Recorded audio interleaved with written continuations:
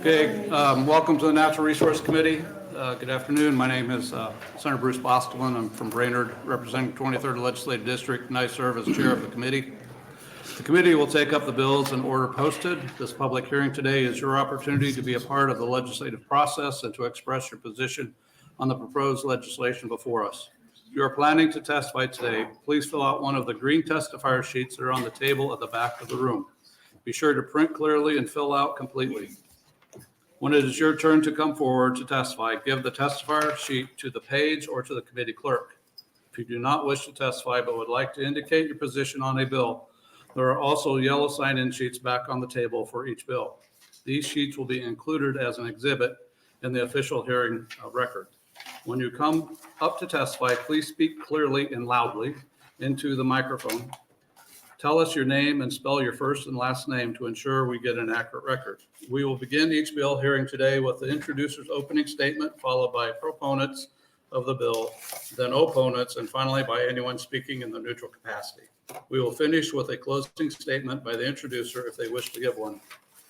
We will be using a 3 to 5 minute light system for all testifiers. When you begin your testimony, the light on the table will be green. When the yellow light comes on, you have 1 minute remaining. We'll be using 3 minutes. Pardon? No, we'll be using a 3 minute light system. When the yellow light comes on, you have 1 minute remaining and the light indicates you need to wrap up your final thought and stop. Questions from the committee may follow. Also, committee members may come and go during the hearing. This has nothing to do with the importance of the bills being heard. It is just part of the process. The senators may have bills to introduce in other committees. A few final items to facilitate today's hearing. If you have handouts or copies of your testimony, please bring up at least 10 copies and give them to the page. Please silence or turn off your cell phones. Verbal outbursts or applause are not permitted in the hearing room. Such behavior may be cause for you to be asked to leave the hearing. Finally, committee procedures for all committees states that written position comments on a bill to be included in the record must be submitted by 8 a.m. the day of the hearing. The only acceptable method of submission is via the legislature's website at nebraskalegislature.gov. Written position letters will be included in the official hearing record, but only those testifying in person before the committee will be included on the committee statement. I will now have committee members with us today introduce themselves, starting on my far left. Good afternoon. I'm John Frederickson. I represent District 20, which is in central West Omaha. Julie Slama, District 1, Otoe, Nemaha, Johnson, Pawnee, and Richardson counties. Shanna Hughes, District 24, Seward, York, Polk, and a little bit of Butler County. And to my far right. Senator Tom Brandt, District 32, Fillmore Thayer, Jefferson, Saline, and southwestern Lancaster counties. I'm Senator Mike Jacobson, District 42, Lincoln, Logan, Thomas, McPherson, Perkins, and Hooker County. Senator John Kavanaugh, Midtown Omaha, District 9. Mike Moser, District 22, it's Black County and most of Stanton County. Sir Moser also serves as vice chair of the committee. Also assisting the committee today to my left is our legal counsel, Cindy Lamb, and to my far right is our committee clerk, Lori Bollertson. Our pages for the committee today are currently Ruby Kinsey, and I believe Sharia Rogovanshi will be joining us later. So thank you, Ruby, for being here. With that, we will open our hearing for the first hearing. That's LB 1199. Welcome, Senator Moser. Thank you, Mr. Chairman. Appreciate the opportunity to appear in front of the Natural Resources Committee today. My name is Mike Moser, spelled M-I-K-E-M-O-S-E-R. I represent District 22, which consists of Platte County and most of Stanton County. I'm introducing LB 1199 at the request of the Department of Natural Resources. The purpose of the bill is to eliminate certain fees collected by the Department of Natural Resources. Such fees include fees for performing administrative duties as generally set out in Nebraska Revised Statute 33-105 and constitute the entire fee authority for the department, except for some explicit fees in Chapter 46 that are unaffected by this bill. Section 33-105 includes a list of fees for particular surface and groundwater use permit applications, a default $10 fee for the filing of any application for which there is no fee fixed, and a $1 fee for certifying documents. This bill will universally eliminate fees for filing all administrative petitions, including the right to hearing for dispositions made without a hearing under Section 61-206 and the APA. The rationale of the bill is to speed up and streamline administrative processing, reducing administrative accounting costs, and eliminating most mandates for fees to lower citizens' costs to conduct business with the department while simultaneously improving services. Fees currently collected from Section 33-105 fees are relatively insignificant. The repealed fees do not impact agency budget or operating costs, but will result in a loss to the general fund of about $6,555 to $7,000 annually based on data from the last 2 years. The fee averages for the last 2 years is $67.68 in fees and 46 staff hours of processing time. The $10 fees for filing administrative judicial petitions are very limited, averaging only 3.5 filings annually over the last 2 years with a similar processing time. There are some relatively large fees listed in Section 33-105, but they are rarely used.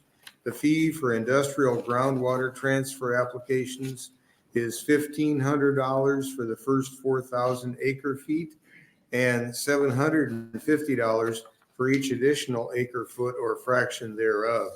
The total amount received in the last decade of these larger fees was $10,500, two for $1,500 and another for $7,500. For an application to amend an industrial groundwater transfer, the fee is $500. The only entity ever filing these was the Crow Butte uranium mining operation, and that operation shut down several years ago. Intentional or incidental underground storage applications are $500. The last ones were filed in the 1990s. The bill intends to repeal Section 33-105 entirely, leaving the department with only a few explicitly required fees, for example, for dam safety permits and hydropower permits found in Chapter 46. This bill will eliminate certain rarely used, insignificant fees collected by the Department of Natural Resources in an effort to streamline administrative processing and reduce administrative accounting costs. Director Tom Riley from the Department of Natural Resources will follow me to testify with specific information regarding the bill. I ask for your support in advancing this bill to general file and am happy to answer any questions. Thank you. Thank you, Senator Moser. Other questions from committee members? Senator Jacobson. I thought I heard what you said, and then I read what you said. And you're telling me that an agency came to you and asked you to bring a bill to eliminate some of the fees that they collect. Yeah, that soun's right. Well, if we can reconfirm, Tom, one more time, I'm prepared to vote again. Yeah, your hearing is good. Are there any other questions? Seeing none, should we go stay for closing? I'll be here. I can't leave. Proponents for LB 1199, please step forward.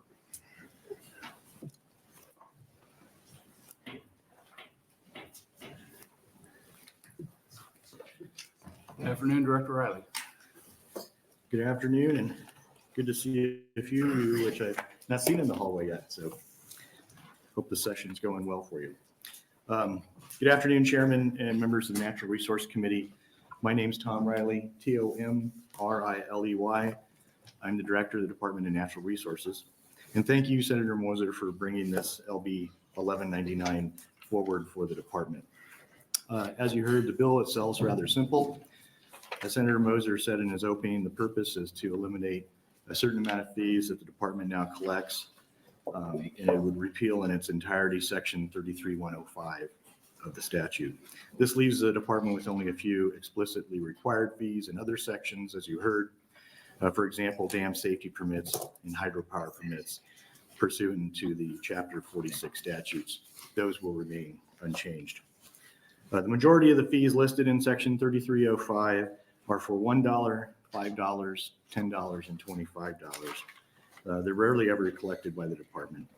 The largest portion of the fees are for surface water permit applications and modifications of some groundwater-related fees. Fees for the total surface water and groundwater permits for 2021 were a little over $6,500 for 157 fees. For 2022, that number is around 7,000 for 184 fees. So we actually do quite a number of these fees as we go along. I should maybe note that the fees aren't part of our normal process of, we still do the work. The fees don't really do anything other than gets you in the door. As an example, the administrative cost to process an application currently costs the department at least 3 times for the application itself. So just to process the check. Looking at the repealed section, you may notice a few larger fees, as you heard from the senator. However, these are rarely collected by the department. For example, the fee for industrial groundwater transfer applications in Section 6 is listed as $1,500 for the first 4,000 acre feet, $750 for the additional 1,000 acre feet or fraction thereafter. As mentioned by Senator Moser, these fees have been collected only 3 times in the past decade for a total of $10,500.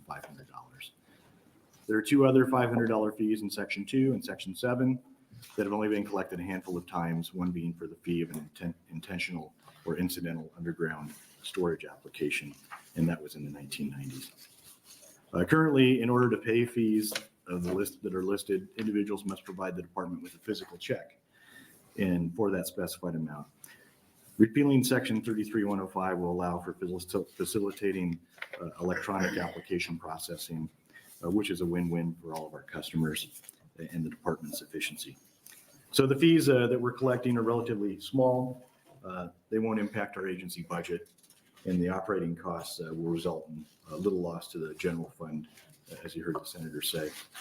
So ultimately, this bill will help the department streamline our administrative processing, reduce our administrative accounting costs. And this is in line with the overall priorities of reducing costs and increasing our operational efficiencies across state government. So with that, I'd urge you all to move this bill to the general file, but if you have any questions, I'm happy to answer them. Thank you. Thank you, Director. Are there any questions? Sir Jacobson. Thank you, Chair Bostelman. Well, Director Riley, I applaud the efforts to, obviously there's a cost out of the general fund, which is very modest, but as you stated, it's the offset of inefficiencies that are caused by trying to collect that fee, the nuisance that goes with it, all of those things. Hopefully we'll have others in state government that will look at that same thing and try to figure out how can we create greater efficiencies, better utilize the time of our people, and make sure that that cost benefit is there. We do that in business all the time, and I just applaud your efforts for doing it. Thank you. Thank you. Other questions? Seeing none, thank you for your testimony. Thank you for having me. Have a good afternoon and a good weekend. Thank you. Other proponents for LB 1199? Anyone else like to testify as a proponent for 1199? Seeing none, anyone like to testify in opposition to 1199? Seeing none, anyone like to testify in neutral capacity? Seeing none, Sir Moser, you're welcome to close. I waive my close. Sir Moser waives his closing. There was one proponent comment followed with the bill. That'll close our hearing on LB 1199. Get right to the meat of the hearing.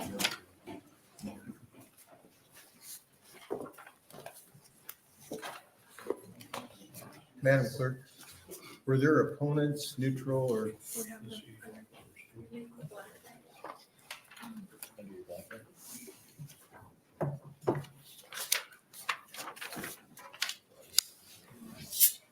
Okay, there weren't any for 1199? He did those, okay. Greetings, Senator. Good afternoon, Sir Moser. Step back and enjoy. This is going to take a little time today, but that's what we're all about. That's for that. Good afternoon, Vice Chairman Moser and members of the Natural Resources Committee. My name is Bruce Bostelman, spelled Brucebostelman, and I represent Legislative District 23. I'm here today to introduce LB 1370.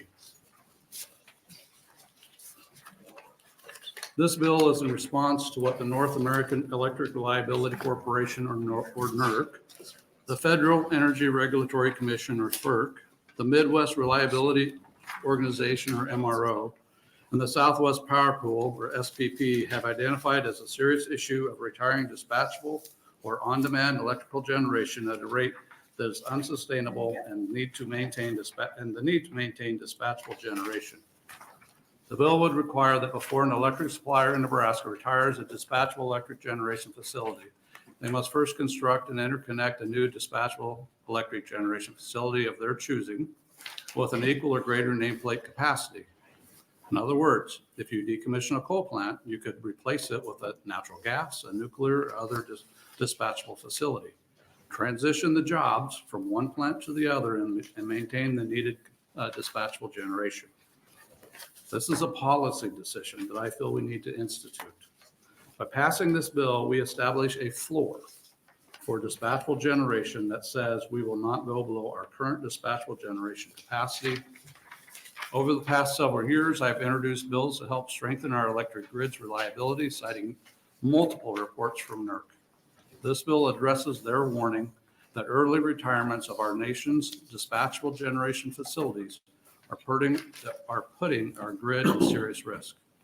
In NERC's 2023 winter and summer reliability assessment, in which I have handed out an infographic number 1 and 2, which is 1 and 2 that you have right now, SPP was placed in elevated risk category, with NERC finding that, and I want to quote, the anticipated reserve margin of 38.8% is over 30% lower than the last winter, driven by higher forecasted peak demand and less resource capacity, end quote. If you look on number 1 handout, SPP is 8,500 megawatts short. Furthermore, NERC indicated that, and I quote, the vast wind resources in the area can alleviate from capacity shortages under the right circumstance. However, energy risk emerged during periods of low wind or forecast uncertainty and high electricity demand, end quote. This sentiment was also echoed by the Midwestern Reliability Organization's regional winter assessment, which I have handed out and is labeled number 3, which is this one. And specifically, if you look on it, SPP is at a medium risk. NERC has indicated the main reason for these emerging and growing risks is attributed to the planned retirements of baseload power plants, transmission congestion, fuel supply issues, and inadequate maintenance. This increased reliance solely on intermittent wind and solar is not sustainable, and that was reinforced last summer on June 6, 2023. Only 300 megawatts of the 60,000 megawatts of wind supplying power to the Midwest was available. 300 of the projected 60,000. In addition, winter storms Uri and Elliott are only 2 examples of near grid failures that have occurred in the recent past. Even more concerning was NERC's long-term reliability assessment released last December.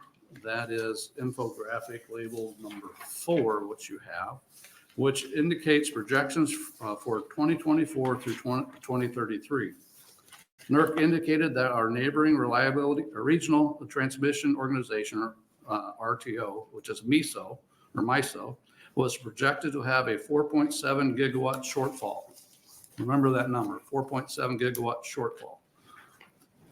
If the expected generator retirements occur, NERC's report also indicated that SPP's surplus capacity will fall short over the next 5 years, driven mainly through generation retirements.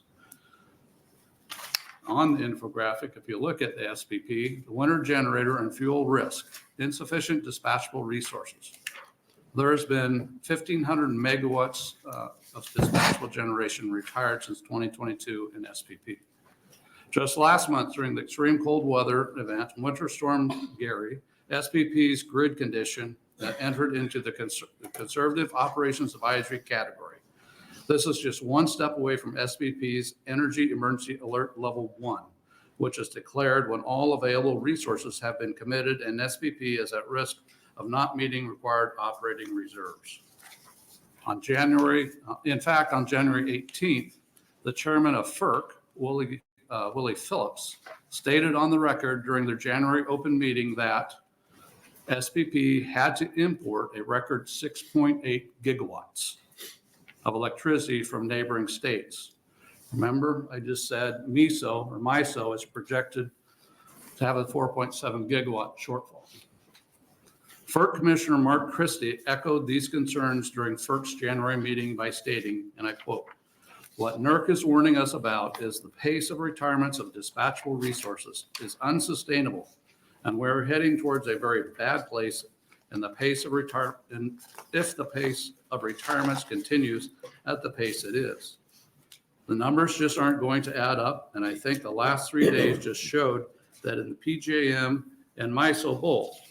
So it's not a commentary against some form of resource. It's simply stating what NERC has been telling us over and over, MISO and PJM, that if you don't maintain these dispatchable resources until you have an absolutely adequate replacement, we're not going to have the success we had in the last 3 or 4 days. Instead of having those lights stay on and those heat pumps keep running, they're not.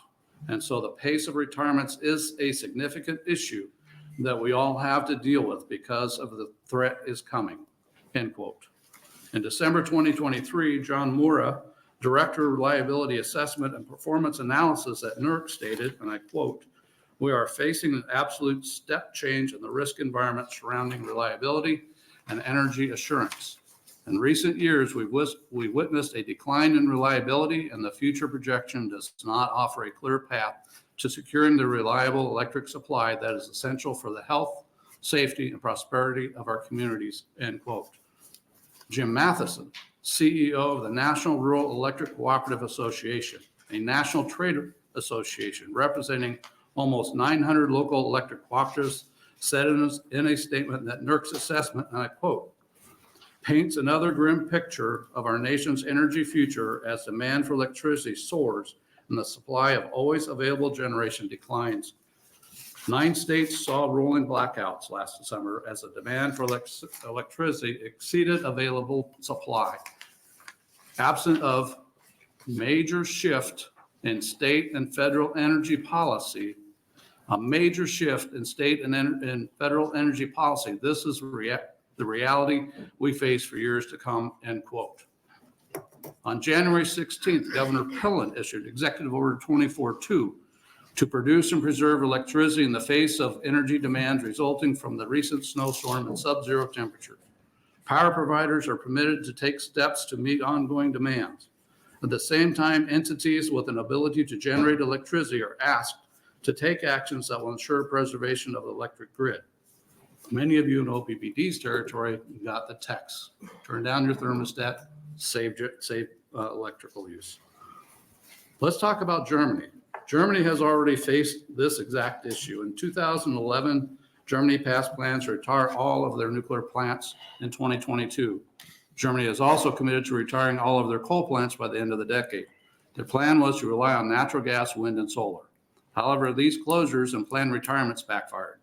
In 2022, Germany had to reopen or extend the operating permits of about 20 coal plants and kept their last 3 remaining nuclear plants online just to meet the 2022-23 winter load.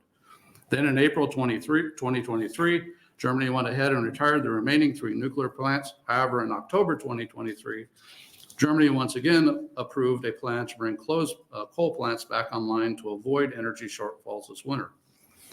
The summer when we were in South Africa daily has rolling blackouts every day.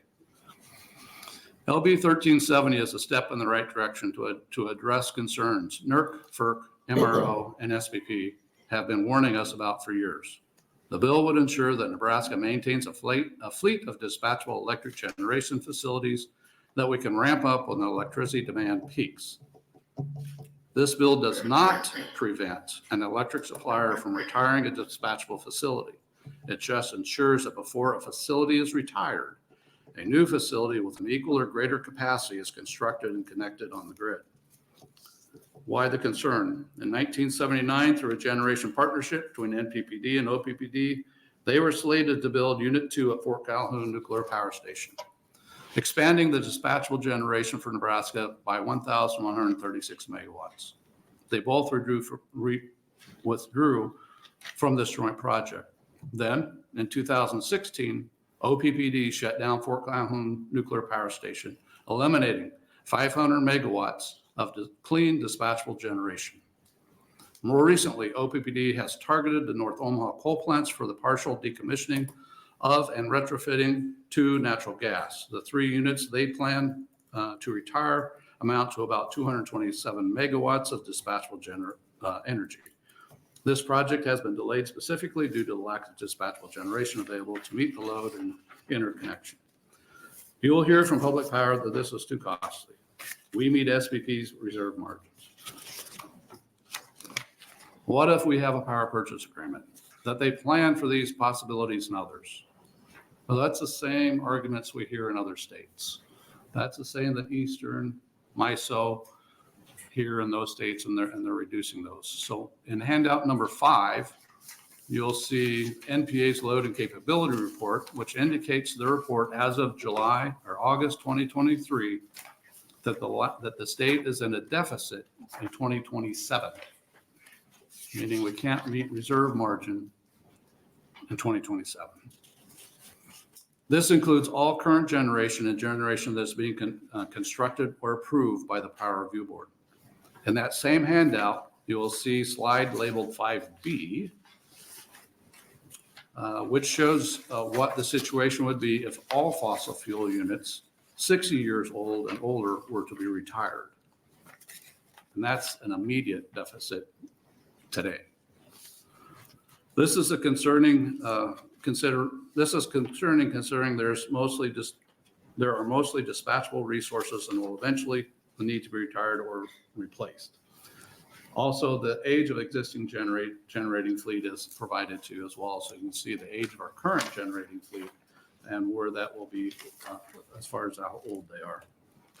What this bill does is carry out the stated requests of NERC, FERC, and SPP by ensuring that Nebraska does not decommission dispatchable generation without replacing it with dispatchable generation to meet the load requirements today and into the future. The alarm bells are ringing. Our neighboring RTOs have already gone too far and continue to decommission dispatchable generation at an alarming rate. Meredith Angwin, a retired scientist from world-renowned Electric Power Research Institute, or EPRI, author of Shorting the Grid, stated in a video released January 31, 2024, we have allowed ourselves to get into a fatal trifecta. First, we're relying on renewables. Second, we're over-relying on just-in-time natural gas to back up renewables or produce dispatchable power. And third, we're over-relying on our neighbors to help them when they may be experiencing the same problem for generation. This bill simply maintains dispatchable generation to meet the needs of the people of the state.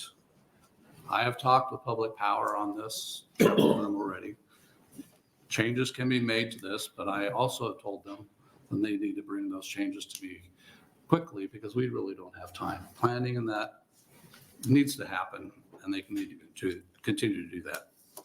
I ask for your support to LB 1370 and its advancement to general file. I'll take any questions you may have. Questions? Senator Jacobson. Thank you, Vice Chair Moser. Senator Bostelman, I appreciate you breaking the bill, and I too have had these same concerns about how do we make sure that we do not become over-reliant upon power sources that are unpredictable. I'm curious, in these projections, what is the rate of growth in needs? What rate is that in these projections? Do you know? I tell you, I raise that if you're looking for it. So in the Banking, Commerce, and Insurance Committee here meeting the other day, we had a presenter there that's looking at expanding blockchain technology. Of course, they're wanting to go out to rural areas where evidently nobody cares about noise and so on. And there's a facility in Kearney today, and that Bitcoin mining operation generates or uses more electricity than the entire city of Kearney. And now there's one being planned and it's under construction in Aurora. I don't know how much the total capacity will be, but it will be significant. So when asked about where do we come up with the power for those, particularly during peak load times, heat of the summer in particular, well, they'll just shut down when they don't need that extra load, and we're building in this buffer. But I don't know, I'm just telling you as a lender, if I were loaning into a project like that, and they're going to be shut down half the time, I'm not sure that return on investment works. And so I am concerned that as we start looking at industry, whether that be agriculture, whether that be other manufacturers and so on in the state, who are relying upon natural gas and electricity, and all of a sudden we've got to take that away from them to be able to make up the gap that we've left with green energy sources. I'm not adamantly opposed to green energy, nor do I think you are, but we've got to do this in moderation. We've got to be making certain, it seems, that we have the capacity in place, not only for the needs today, but for growth. So I'm just curious as to what that looks like. So a couple answers to that. One is there'll be a couple people behind me. I don't know if Jason Fordick he's the one who created this. One reason why I'm asking you the NGA. question. He may come up and speak. If not, Tim Texel will come up and he can speak to it as well. This is the projection that they have at that time. They have things that are in planning and construction waiting to interconnect. If all those things come together, that 2027 moves out. But this is the initial shortage deficit right now. So there are plans that they do have to build out more, but this is a significant graph in the sense of for planning purposes and where SPP changed from 12% to 15% on reserves. But this kind of shows us where we're at today and that we do need to build out more resources to overcome that deficit. And again, I don't know if Jason Fordick will be here to come up and talk about that. I mean, this is his slide, their slide, and or Tim Texel could. So they would be the experts on it. Thank you. Yep. Senator Frederickson. Thank you, Vice Chair. Thank you, Senator Bostelman, for bringing this bill and for providing us with this information. I think I just kind of been hearing your opening and reading the bill myself. I absolutely appreciate your commitment to the reliability of our electric generation. I think that's essential, especially as you noted, we're seeing more and more kind of extreme weather events. We need to make sure that we're able to continue to have sustainable electricity provided to Nebraskans. I guess one of the concerns I might have with the bill is I'm wondering if this might unintentionally be sort of limiting our options for electric generation. So I'm thinking, for example, why is oil or battery storage, for example, not included in the definition of dispatchable? So as I said, there are other facilities, if that's considered dispatchable generation, then that would be considered. So I'll have it, I think I have the number in here somewhere in here. I think we have, look, I might find it real quick here. We've got 8,500 plus megawatts of dispatchable generation in the state of Nebraska. Mm-hmm.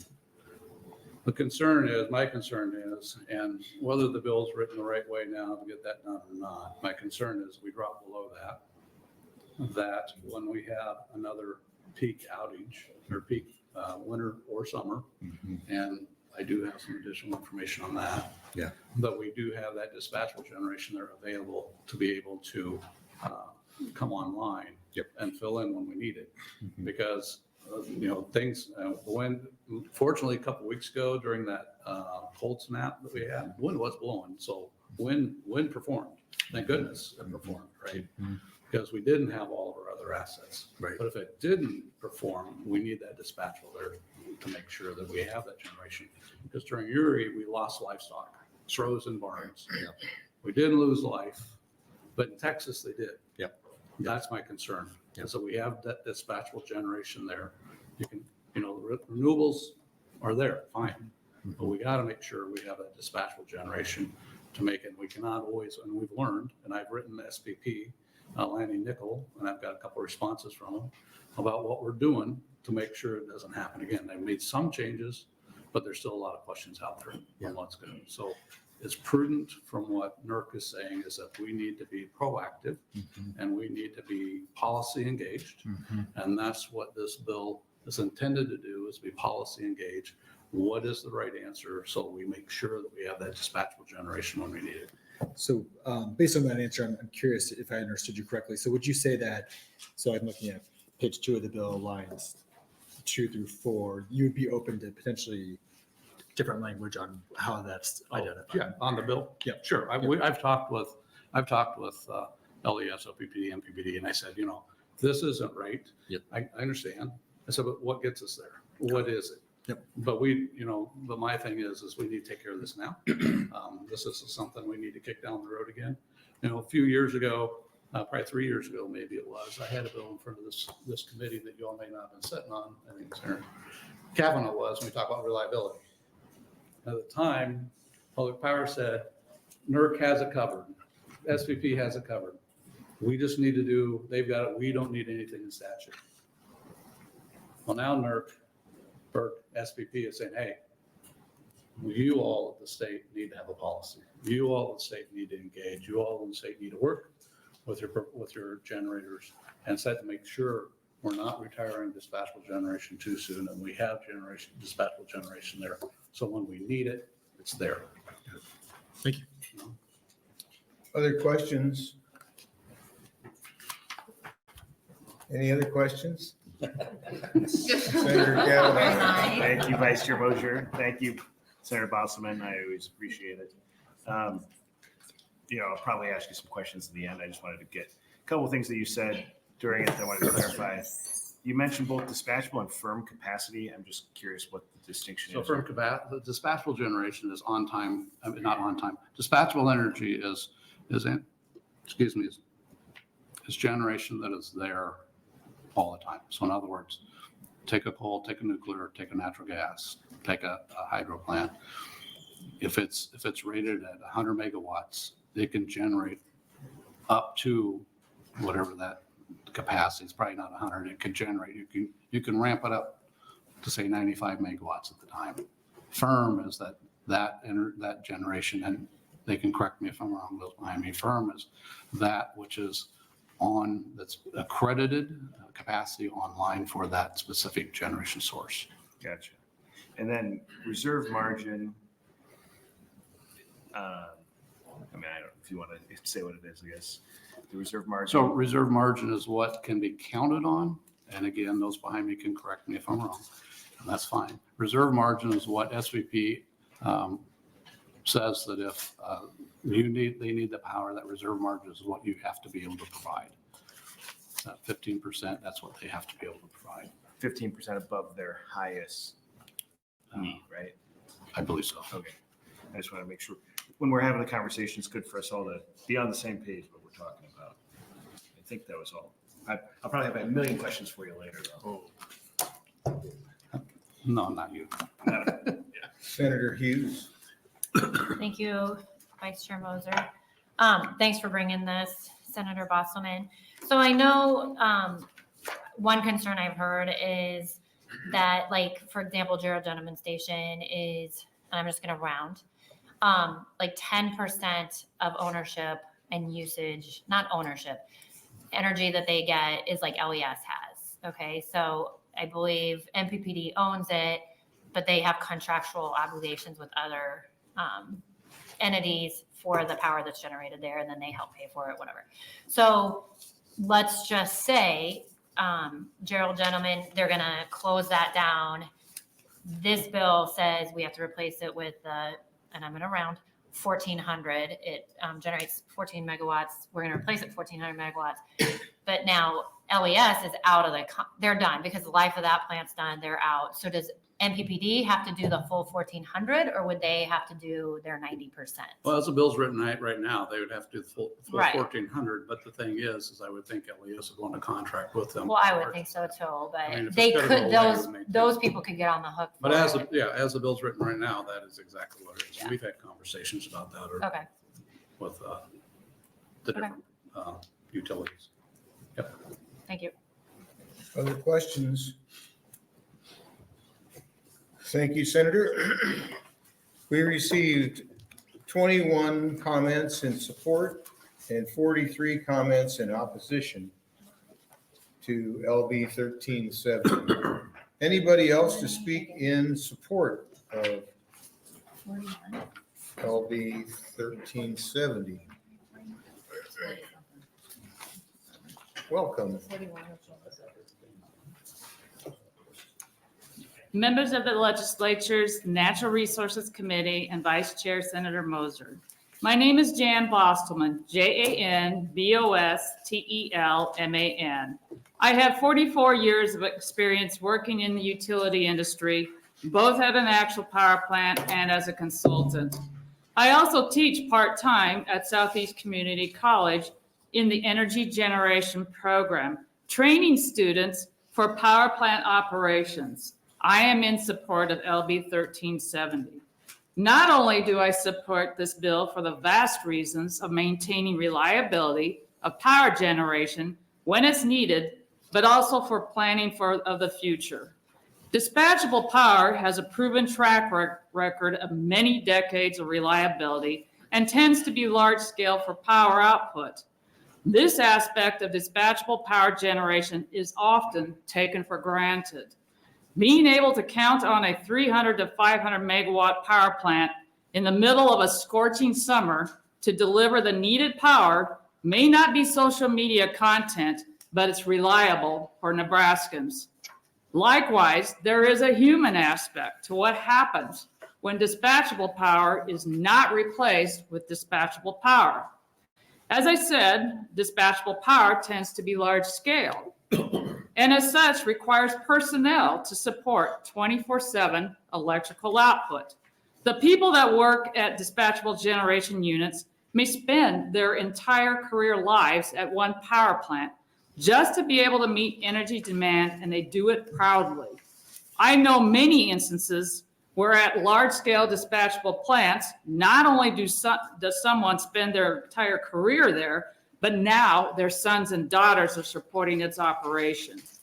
So if shutdown of one dispatchable unit were to occur and be replaced with another one, those people could transition over to the new unit. I know what it's like to witness the shutdown of a dispatchable power station. I was there in the cafeteria when the former CEO of OPPD announced to the standing room only crowd of employees and consultants that Fort Calhoun Station was about to be permanently shut down within 4 months. I could see the tears and anguish on all of the employees' faces. They knew that without an announcement of any other new large dispatchable power generation site, that they were looking at potential career-ending decisions in this industry. Likewise, just yesterday, I had a former NPPD employee come up to me and give me a hug for LB 1370. He was a former plant operator, and he understood what the ramifications of not passing a bill like this could mean for the folks that work at large-scale dispatchable units. So it's not only the reliability in question, it's people's lives and livelihoods. And with that, I thank you for your time. Questions? Senator Slomo. Thank you, Mr. Vice Chairman, and thank you so much for being here today. I appreciated your comments about the strong ties our communities have with those large-scale dispatchable units. My dad is one of those who spent his entire working life working at Cooper, and we're actually on some of our third-generation workers at Cooper Nuclear, and we're just really grateful to have them in District 1. Would you mind telling us a little bit about your work with SMRs and how those coming into the future, as we're talking about dispatchable units, could play a role? Like, what's this next chapter, and how do we have dispatchable units that bring us into the next generation of electricity? Okay, good question. I am working on advanced nuclear technologies right now, almost full time. And the small modular technologies are unique in that they are what they say, small modular. Modular being that you can build modules off-site versus what we do nowadays with large-scale units. Build the modules off-site and then assemble them at a site, all being, it can be anywhere from 40 megawatts up to you can install larger units where we call them almost like 6 packs, 12 packs or something like that. So you could take a one module, maybe it's 40 megawatts, and just start stacking multiple ones at one individual site.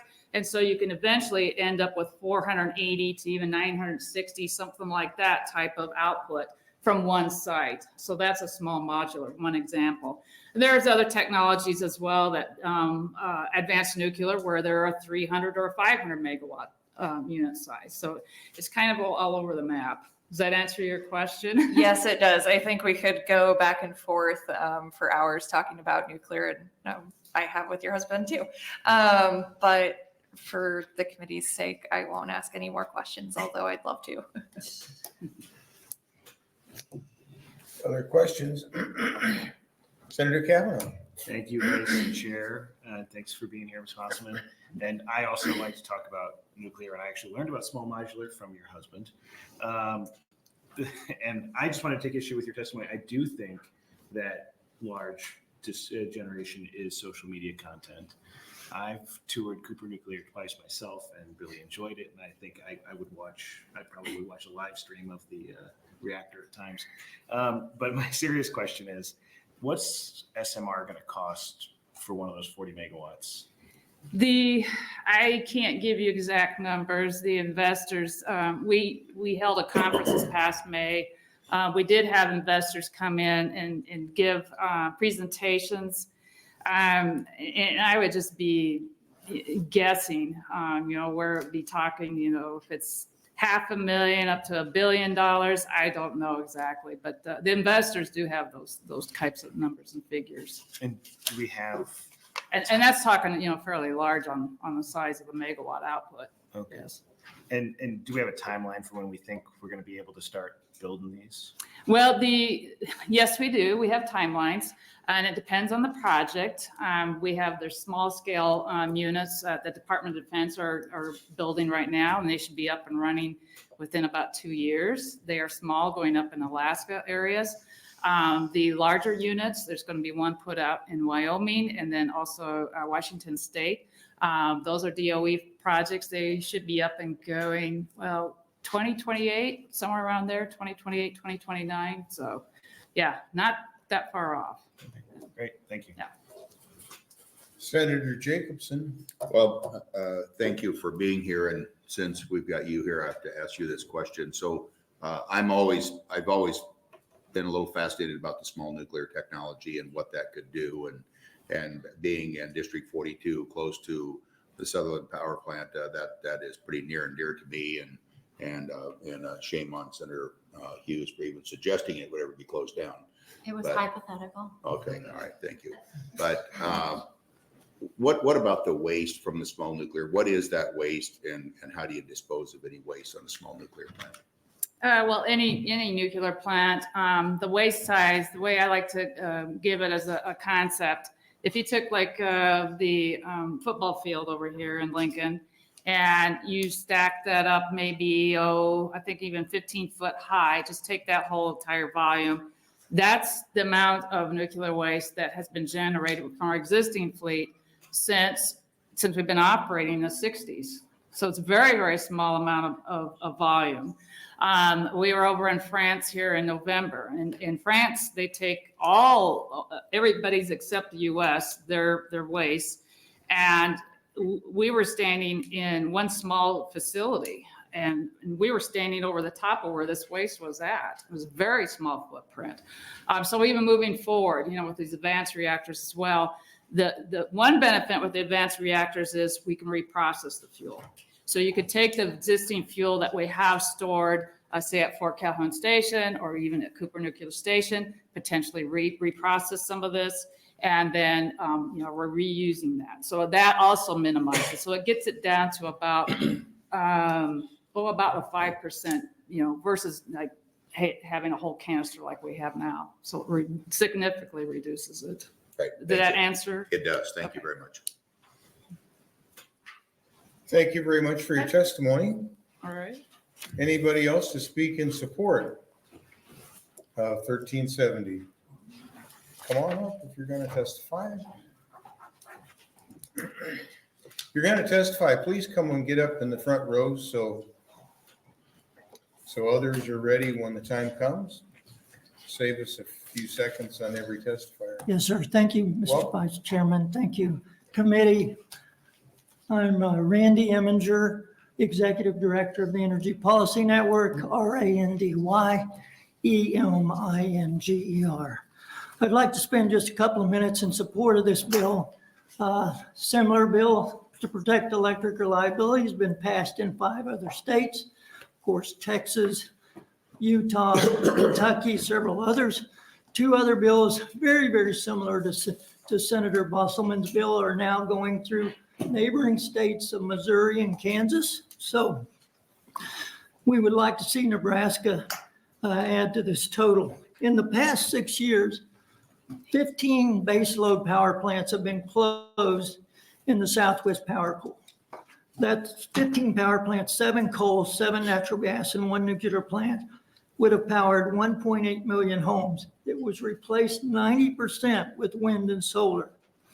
In the next 6 years, between now and 2030, the Southwest Power Pool tells us that there will be 9 more baseload power plants closed, and 93% of the replacement generation now scheduled to replace those 9 power plants is wind and solar. Again, that'll be enough power to generate electricity for 2.4 million homes. By 2030, if we go the way we're going now in the Southwest Power Pool, which is 12 states, Nebraska is a big part of, 56% of the generation capacity in those 12 states will be intermittent power, will be wind and solar. Only 44% will be base load. This is the concern that Southwest Power Pool is running into. And this is the concern we're all going to be running into. In Nebraska, of course, as you know, 31% of your electricity comes from wind. Depending on what happens in the future, if you replace coal plants as you're looking at now with wind and solar, you'd be up to 36% intermittent. But the real concern is that the Southwest Power Pool does not have authority over saying you can't close a base load plant, or it doesn't have control over what the new generation is that you build. They're an RTO, a regional transmission organization. Therefore, they can only regulate the transmission of electricity. And so it's up to the state legislature and up to NPPD and OPPD is looking forward as to where to go with this electric generation. One question was asked on natural gas. Texas now mandates if you build a new natural gas plant, you have to have fuel oil backup at least 48 hours, 2 days of backup generation stored on site in case the natural gas, something happens and the wellheads freeze up or the transmission happens on the natural gas. At that, I will leave it. I would say I have some interesting research that we've done in this packet. And if you have any questions, I'd be more than happy to answer. What's your background? And I see you have a company that I saw a card in here, but what do you do? What's your interest in this? Yes, primarily I'm coal generation related. I worked 17 years for an electric utility in Texas and went to work for a national coal association. Now I represent an overall energy electric reliability group called the Energy Policy Network. We have a website. Be happy to give you the website address. I work with organizations like the state of Wyoming that is looking to continue to to sell coal as Nebraska looks at continuing to sell corn and beef. And I do research on reliability on a state So basis. who would be your clients? Utilities or? National Mining Association is a client out of Washington DC. Like I said, I do work for the state of Wyoming as a client of mine. Okay, thank you. Let's take Senator Brandt. Thank you, Vice Chair Moser. Thank you, Mr. Imminger. It's good Thank to you. see you again. It's good to see you, sir. Two questions. In the Southwest Power Pool, do you know what percent of power growth we can expect in the next 5 years? Is it an annual growth of 1%, 5%? What are we looking at? I will have to get back to you on that. It depends on whether you have the power. And I'd like to just expand on that 1 second, because there are a number of states that have lost industry because they have come back and said, we don't have electric generation to supply it. Indiana and South Carolina both recently lost auto manufacturing plants to the state of Georgia because their utilities said we do not have the power to generate that. I guess it depends on the growth could be 3%, but it might be a lot more if you had the power. But is this really a state issue? When the Southwest Power Pool covers 13 states or 11 states, do we not look at electricity in total now? So if Nebraska is short and Kansas has a surplus, that it averages? You do look, I mean, electricity moves at the speed of light, so you're either energized or you're not. That can be good and can be bad. Right now, those states that have high levels of wind and solar are looking to Nebraska and looking to Missouri, that's 95% base load, or Arkansas, and some of those as their battery, their backup. You have states that are in the Southwest Power Pool like Minnesota, Colorado, New Mexico, that have a law in place that said they have to be zero carbon by 2045. So they're ramping down the fossil fuel generation. Last question. So it seems to me if the power use is growing, why are we closing so much of our existing power? What's the reason we're shutting these plants down? Because Wyoming coal is good, clean coal. Yes, sir. I think there's two reasons. One is, of course, there are a lot of EPA regulations under the current administration. Since Biden has taken office, there's been 3 major regulations that have been aimed at closing coal plants. There's 2 more that we expect to come out this April.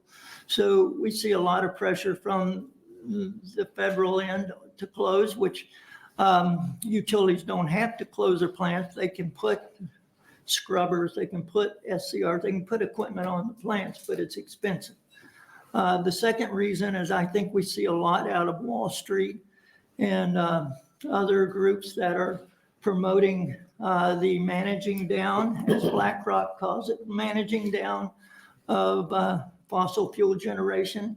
So if you're part of Climate 100, which BlackRock and State Street are, and you want to be a part of their financial situation, you have to manage down your fossil fuel generation. So I think those are the 2 primary reasons. All right, thank you.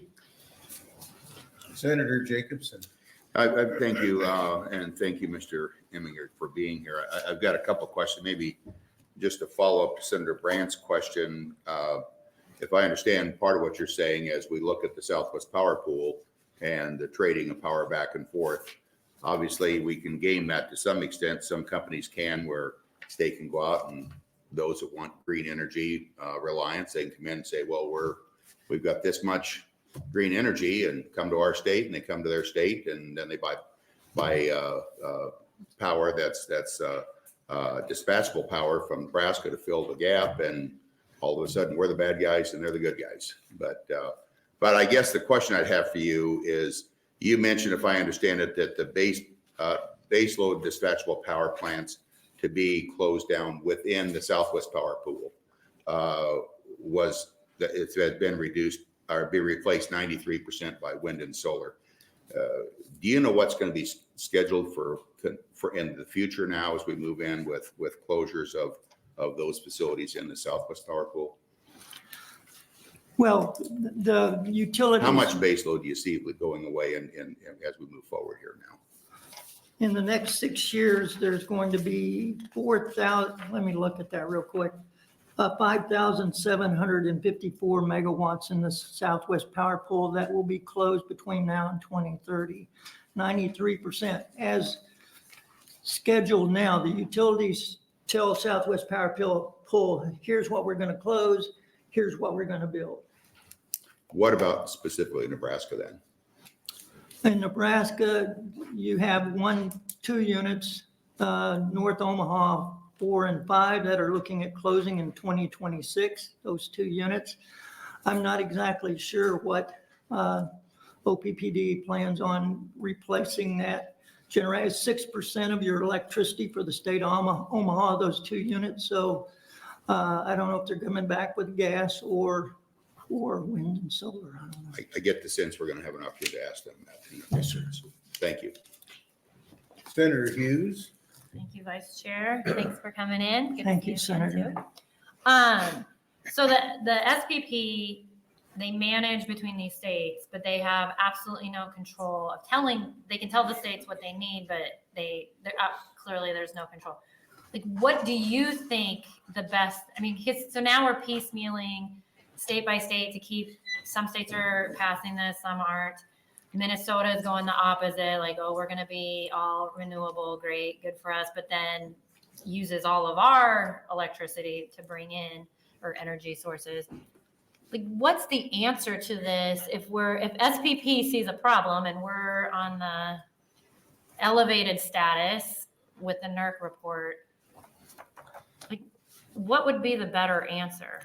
Well, SPP has tried to address it. It's increased the reserve margin from 12% to 15% that the utilities have to have. Unfortunately, they can't say it has to be base load dispatchable power. They can only say we're increasing the reserve margin. So you can increase it to 15%, but it can still be wind and solar. The Federal Energy Regulatory Commission, if they were to write regulations and direct the regional folks and direct the electric utilities that operate under the Federal Energy Regulatory Commission, there could be regulations put in place on a federal level. Unfortunately, there's supposed to be 5 members of FERC. There's only 4 now. 2 are Republican appointed, 2 are Democrat appointed, and they're basically nothing's happening at the federal level. What? Everything happens at the federal level, doesn't it? They're so efficient. All right, thank you for that. You bet. I think you'll get a chance to ask the SPP people some questions when they come up. Senator Kavanaugh. Thank you, Vice Chairman. Thanks for being here, Mr. Eminger. So you were talking to Senator Brandt, so you work on behalf of mining and the state of Wyoming? Yes, that's right. Okay, so would it be fair to say that you advocate in favor of adopting more coal production? Well, yeah, I Coal don't think there's generation? going to be many new coal plants, but yes, we hope that you keep reliable coal plants in place as long as we need them. But I guess my question is that you're advocating for the folks who sell coal, right? Yes, Okay.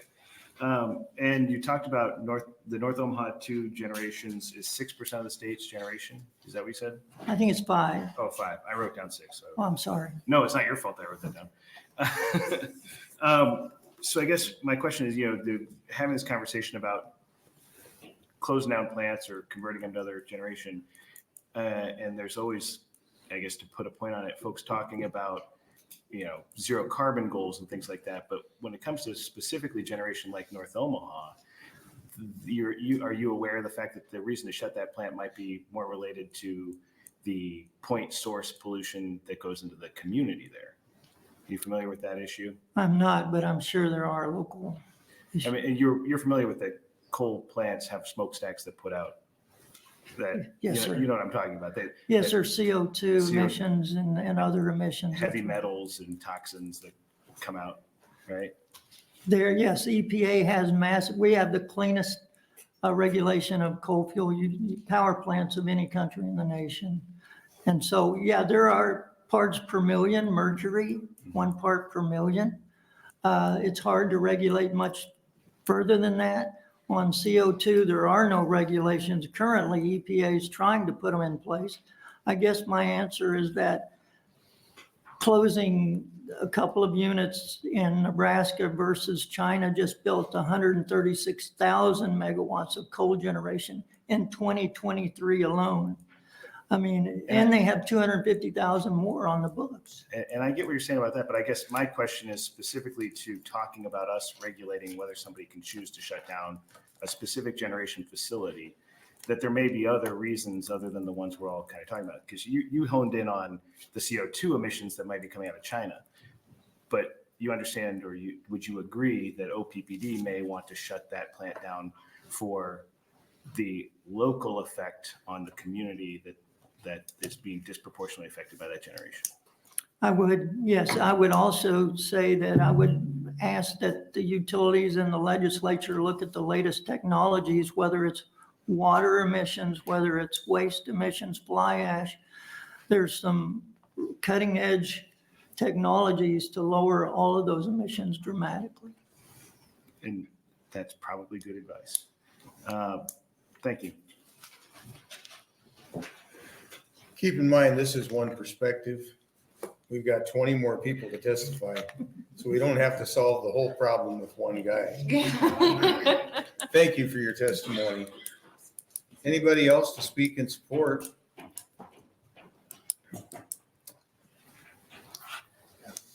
Anybody else to speak in support? Okay. Opposition, somebody to speak in opposition to 1370.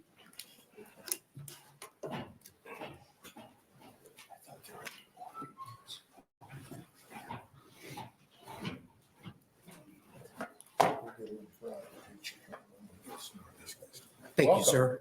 In committee, excuse me. My name is Ron Kaminsky. Address is 5626 Sorensen Parkway, Omaha, Nebraska, 68152. I am here today as president of Nebraska Building and Trades Council. Did you spell your name? Yeah, Kaminsky, Kaminski. Okay, I thank you. apologize. Yeah, thank you. I am here today representing as president Nebraska Building and Trades Council. We represent 18 labor organizations. We represent over 30,000 construction workers in the state and hundreds of contractors.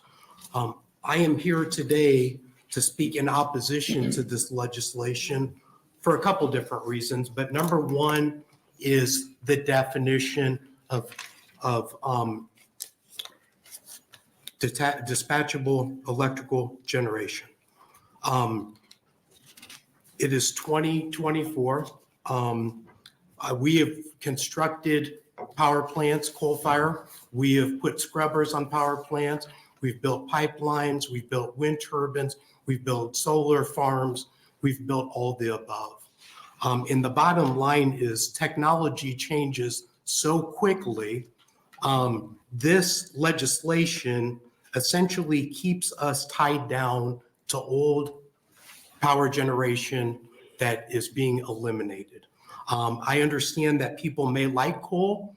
We enjoy working at North Omaha and their power plant, but not at the risk of injuring or hurting Nebraskans in the process. We also believe that wind and solar do create electricity, and limiting them and not letting utilities use those as part of their process of moving forward with generation for their customers we see as very short-sighted. Another thing we don't see in this legislation at all is anything about displaced workers, which is another issue for us. If we're worried about those workers that are being removed from a nuclear power plant, which we're decommissioning Fort Calhoun nuclear power plant at this point, there needs to be something in here about the individuals that are those workers, like the lady before said. Another thing she also brought up is new technologies. Those new technologies aren't even included in this legislation. And for those reasons, in the issues with displaced workers, we're opposed to this legislation as written. That's all I've got, sir. Questions? Yes, Senator Kavanaugh. Thank you, Vice Chair. Thanks for being here, Mr. Kapinski. Do you guys, is there a model of displaced workers, like legislation or language you would suggest? Yeah, there is, and I can get you copies of that, Okay, sir. That that'd would be be great. Yeah, well, and yeah, you commented, Ms. Bostelman pointed out the concerns about that of folks when we close down these places. I'm assuming we would need some kind of provision about cross-training or something, because a nuclear power plant and a coal power plant produce electricity, but in a very different. Absolutely, 100%, sir. And I guess just to put a point on what I heard from you, you guys don't care about what the energy is. You'll build anything. Correct. Yeah. Correct. And you just want to make sure that we're building energy and it's reliable and we're using. And safe for the community also. Thank you. Thank you, sir. Senator Jacobson. I guess I'm a little confused. You said in your testimony that you're concerned about this being outdated. The bill is talking about outdated definitions, or I think if I understand reading the bill, we want to know that we've got sustainable power and that we don't get rid of sustainable dispatchable power without replacing it with the same thing, something we can rely on.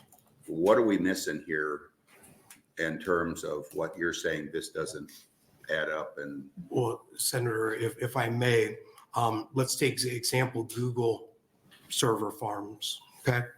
Google server farms we have started to construct those, and the technology moves so quickly that they've actually had to go in there before it was even operational to replace the cooling efforts of those plants, right? For example, same thing with electricity, right? And generation.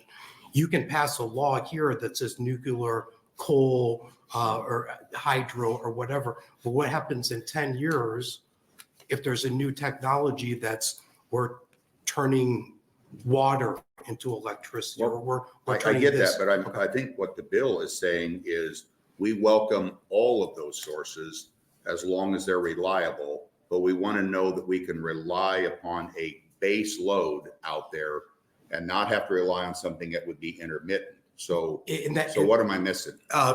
You're missing under section 1A, the definition of dispatchable electric generation, okay? It defines what that is. In section 2, and correct me if I'm wrong, I'm not an attorney. I wish I got paid like one. But under section 2, it states that you're going to replace it with dispatchable electric generation. So essentially you're referring to that definition, which limits how the bill is written in my mind. You're limiting to those first things under section 1, letter A. So if I can follow up with that, then what would be your recommendation to change 1A to better describe what you believe is additional dispatchable power out there? Well, we don't know what those could be in the future, but what I would say is megawatt for megawatt, right? Or megawatt plus 10%, right? Of any type of generation. So I get that. So then is it fair to say that as long as we're replacing the megawatts one way or another with reliable megawatts, you would be supportive? Is that what I'm hearing you say? It depends on what the definition of reliable megawatts are, right? How would you define it? I would say any type of energy. If you need to add a percentage in there because That's you're reliable. concerned with, in my mind, if it's working, yes, it's reliable. Well, would you consider wind energy as being reliable, Yes. even when the wind's not blowing? Well, you got to build up for that. That's what you have batteries for, sir. So the minimum would be, or battery storage would be. Well, yeah, I mean, you add a percentage above that if that's your real concern. That would be my suggestion. I don't run a power company though, sir. We just build these No, facilities. I understand. I'm just trying to understand your Yeah, opposition. to the bill. my opposition, our opposition is it's defining certain types of electric production. And I think that is very short-sighted. We think that's short-sighted. No offense to you, sir. No, I'm fine. Thank you for the response. I think if you can build all that stuff, you've got a long future ahead of you. Well, yeah, I agree too. I agree too. I would just let the powers that be battle it out and deal with the survivors and let them hire you to build it. Why? Senator Frederickson. Thank you, Vice Chair Moser. Thank you, Mr. Kaminsky, for being here and for your testimony. Senator Jacobson's got me thinking about some things as well around this. And, I had to step out for a little bit, so I may have missed some things. But I think in general, I think I support the premise that Senator Bostelman's, the spirit of the bill, which is that we want to ensure that there's obviously reliable electric generation in our state. So my concern about the bill, how it's written at least, is that and I think this is, if I'm understanding your testimony correctly, is that this limits what that could be. So there is a world where, for example, so maybe wind isn't it, maybe wind is it, maybe solar, maybe whatever is or is not it, but so your opposition would change if we didn't enumerate specific types of electricity in the bill, as long as it's megawatt per megawatt, equitable reliability. Am I understanding that correctly? And maybe even like because of the concerns about wind or solar, maybe a little percentage higher than what you're replacing possibly. You know what I mean? Sure. Have that extra wattage. Got it. So there's a shared interest and goal of the reliable delivery. The opposition is really about the enumeration of the sources. Absolutely. Got it. Yep. Thank you. Thank you, sir. Okay, thank you for your Thank you. testimony. Appreciate it, guys. More opposition?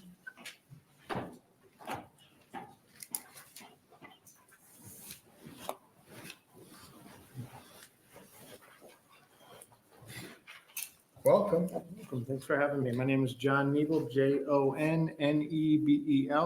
I am president of the Nebraska State Council of Electrical Workers, representing over 5,000 electrical workers in Nebraska and their families. We are opposed to this as written. One, on the definition of reliability, I think is what we landed on Mr. Kaminsky's testimony. We too think we shouldn't limit the amount of transition to just certain types of facilities. If we could find a way to define reliable, I think that would be acceptable for us as well. But mainly we're opposed because there's no considerations for the displaced workers. You asked for options. We have two options available. I just passed out there. But I'll let you digest those, but I just wanted to explain how it affects. I know Jan spoke to how it affected the communities, affects the families. Specifically, I can give you an instance where we transition off of coal and we start shutting down coal mines. It affected pensions. It affected retirement accounts so much that we had to step in and do something at the federal level to save all pensions that were multi-employer pensions. They were under a lot of stress, and some solutions because of situations outside of the control of the workers. They were looking to use other workers like my electrical pension to pay for the displaced mine workers' pensions. So I think we dearly need to consider displaced worker concerns when we talk about any transition. And I would love to have that conversation moving forward with this bill. In fact, I had a fantastic conversation with Senator Bostelman this morning about such a transition, and I think we can find a compromise to find in there the two that are available that I proposed. One relies on the federal government to stand up the American Energy Worker Opportunity Act. If we don't want to wait for them, which a lot of us don't, we can do it within the state and adopt a form of the employee retention tax credit that we implemented during the CARES Act, just strictly for displaced workers, and kind of take care of them along the way. Any questions, I'm happy to answer. Questions? Let's take Senator Hughes, I'm sorry. Thank you, Vice Chair. My name is Jana. So Yeah, Vice Chair Mike, get me back. Okay, Mike. Actually, I just forgot to call you Moser. So, thank you for coming in. I'm kind of confused that labor is coming in on this because this bill says if a public power, or in Nebraska, it's public power, shuts down a plant, you have to replace it with something. If we don't have this, they could just shut it down like they did Fort Calhoun and there's nothing. So I don't know why you're here. Like the concern is that you're shutting down a plant, you have displaced work. I was surprised by Mrs. Bostelman's thing too about that. Like, why is this part of, am I wrong? I'm confused. If we want to guide them in a way on how they shut down a plant with worker. So you want this bill to get in with them when they shut down a plant? I mean, you're trying to get in on this then so that when they've shut down a plant, they're required to do certain things with their labor force. You know, economic standards being what they are, if they're shutting it down, they're closing up shop and they're no longer producing electricity. Which is, that's right. one thing. But That's what would happen. And that is what would happen. That's what happened at Cooper Nuclear, right? Mhm. Shut down, done, close the doors, done. good luck. Right. This is saying, if you shut that down, you've got to have something comparable, if you will, up.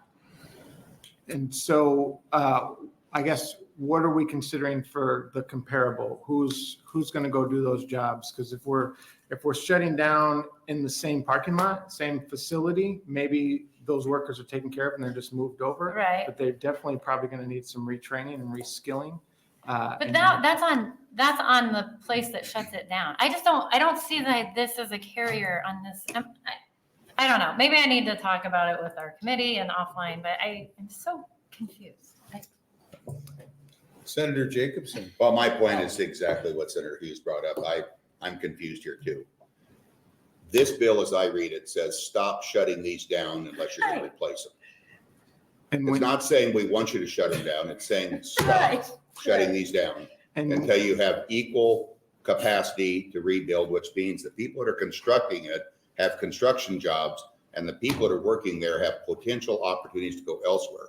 We're not talking about saving, we're not here to save jobs as part of this bill, although we are through the process of this bill so that we aren't indiscriminately going in, shutting down baseload power plants and not replacing that baseload. That's what this bill is doing. And I'm with Senator Hughes. I don't see that this is a labor issue at all. I think the issue you've got is with the power companies that are shutting the plants down. That's your beef, not with this bill. Well, it's an industry of workers that aren't being considered when we transition from a nuclear facility to a wind facility in another region of the state. And if we want to keep and retain those workers while this transition happens, we need to show them a path to do so. This would allow for that. It's really just considering what you're doing to the workers. If you're considering what you're doing, enforcing the power plants to do, you could. Well, let me give you an example. At the Sutherland Power Plant, it's a coal-fired plant. It's got all the scrubbers, got everything. It's as clean as anything can get on coal. Massive producing plant. If they start transitioning that to small nuclear and build up on nuclear, most of the workers that are in that plant today are still going to be employed running the plant. You're going to have to bring in additional people that have the technology on the nuclear side, but most of the people are going to stay there. The infrastructure is already there for the transmission lines. Be incredibly expensive to replace those transmission lines and relocate that particular facility. So I'm failing to see where this is a labor concern here. I think the bill is very friendly to labor. I'm not a person who hopes that those jobs are offered to the people that are there. I'd like it in writing. So that's why I'd like to have this conversation and see if that path is developed. Thank you. But otherwise, that is. Well, nothing's guaranteed in life, You bet. but I would say you guys are in the driver's seat. You're nervous about all this. Like I told the previous testifier, you're in control. Just sit back and let it happen and you're going to be just fine. I think the object from listening to Senator Bostelman is that electricity is instantaneous. And when you have load, and if you don't increase your capacity as your load increases, then you have brownouts and you have to shut things down. And so you need to have energy that you can just flip the switch and turn on.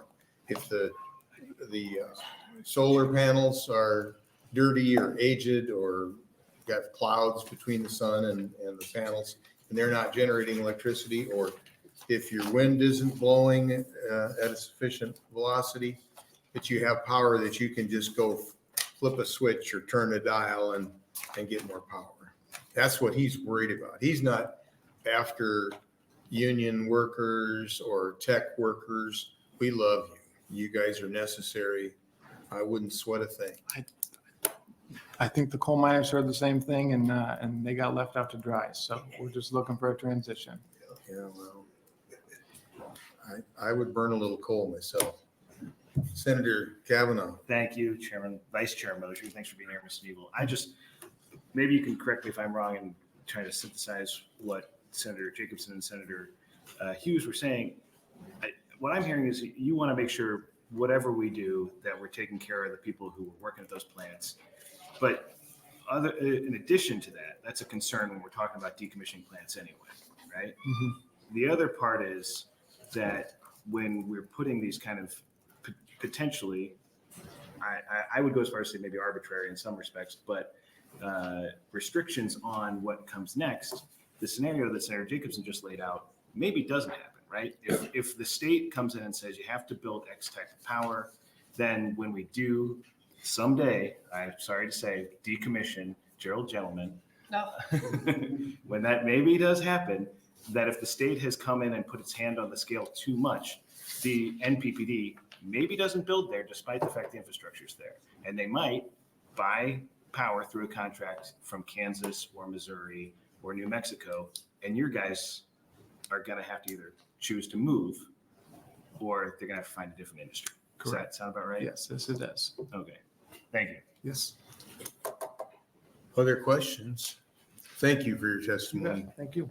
Appreciate you being here. Opponents of 1370, Good afternoon. welcome.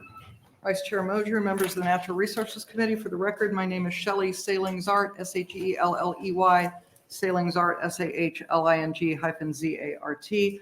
I'm Vice President and General Counsel for Link Electric System, but I am here today testifying on behalf of the Nebraska Power Association, which represents all of Nebraska's publicly owned electric utilities, and also on behalf of the Nebraska Chamber of Commerce and Industry. We are opposed to LB 1370.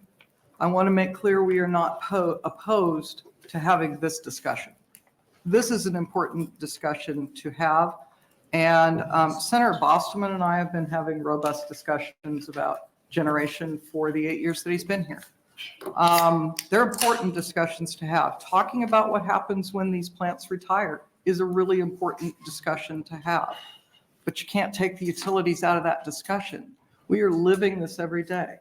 The NERC assessments, the other reliability assessments that Senator Bostelman mentioned, we're well aware of those assessments. We're studying those assessments. We're involved in working on NERC committees, on SPP committees every day. He mentioned another one. He mentioned Jason Fordick, who is here. You can invite him up today if you'd want to. I handed out the NPA Load and Capability Report. Jason Fordick chairs the NPA Joint Planning Subcommittee that prepares that report, and we present that to the Nebraska Power Review Board annually. And Jason as chair is the one that's been presenting that for the last couple of years. We would be happy to schedule something and have him come in. It's going to take him longer than 3 minutes to go through that report, but it would be a really good foundational review for this discussion we're having. And this is stuff we look at every year. He talked about the 2027 deficit. You need a lot of context to come around that. It's looking at what our loads are going to be in the future. It's looking at the resources we currently have available. It's looking at the resources that are planned and being studied to meet that demand as it grows. It's a really important study and a really important discussion. I really hope we can schedule, and Jason would be a great person to come in and talk to you all about that. You know, Senator Hughes, you mentioned you're confused. There's been a lot of discussion here which points out very clearly why this bill is not ready to go anywhere. There's a lot we have to talk about. This is a seriously important policy decision that is more serious than the brevity of the 1 page and 24 lines of text. It's a lot bigger than that. It implicates our planning processes. We have integrated resource planning processes that take months. It involves robust and complex modeling that considers a lot of things like construction costs and operating costs, reliability constraints, transmission constraints. You know, the big thing we haven't talked about anywhere today, it's not mentioned in the bill, cost. We're here representing our customers and our ratepayers. And at the end of the day, we got to do two things. We got to keep the lights on. We got to keep the rates affordable. You know what? Public Power has done a really good job of doing that for our history. And that's our mission every day that we come in. That's our charge. We're going to keep doing that. There isn't anybody at any utility in Nebraska that isn't concerned about reliability, about resource adequacy. We understand the challenges. We hear your concerns, and we really welcome that dialogue. And I'm out of time, so I will take any questions you have. Senator Hughes. Thank you, Moser. Thanks for coming in, Shelley. Okay, so clearly you understand the concerns of Bostelman. We've got a lot of people that have co-sponsored this bill. Agreed, it's on a shorter conversation than. But we do know that MPPD and OPPD have stated the goal of being carbon neutral by 2050, right? We see there's solar going up, towers going, we all know that that is intermittent and it's a complementary source, absolutely. We see federal mandates about climate goals. We see other states that are putting more strain on the grid by closing their reliable sources.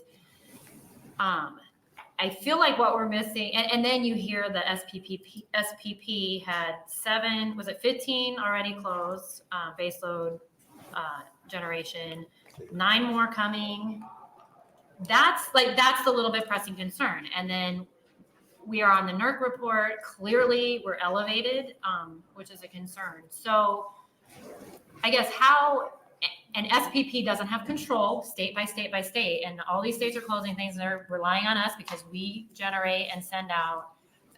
Everybody's a little nervous, I guess. And so what is the right answer for this? Because a megawatt per megawatt does not equal, a base load does not equal a wind megawatt. It just doesn't.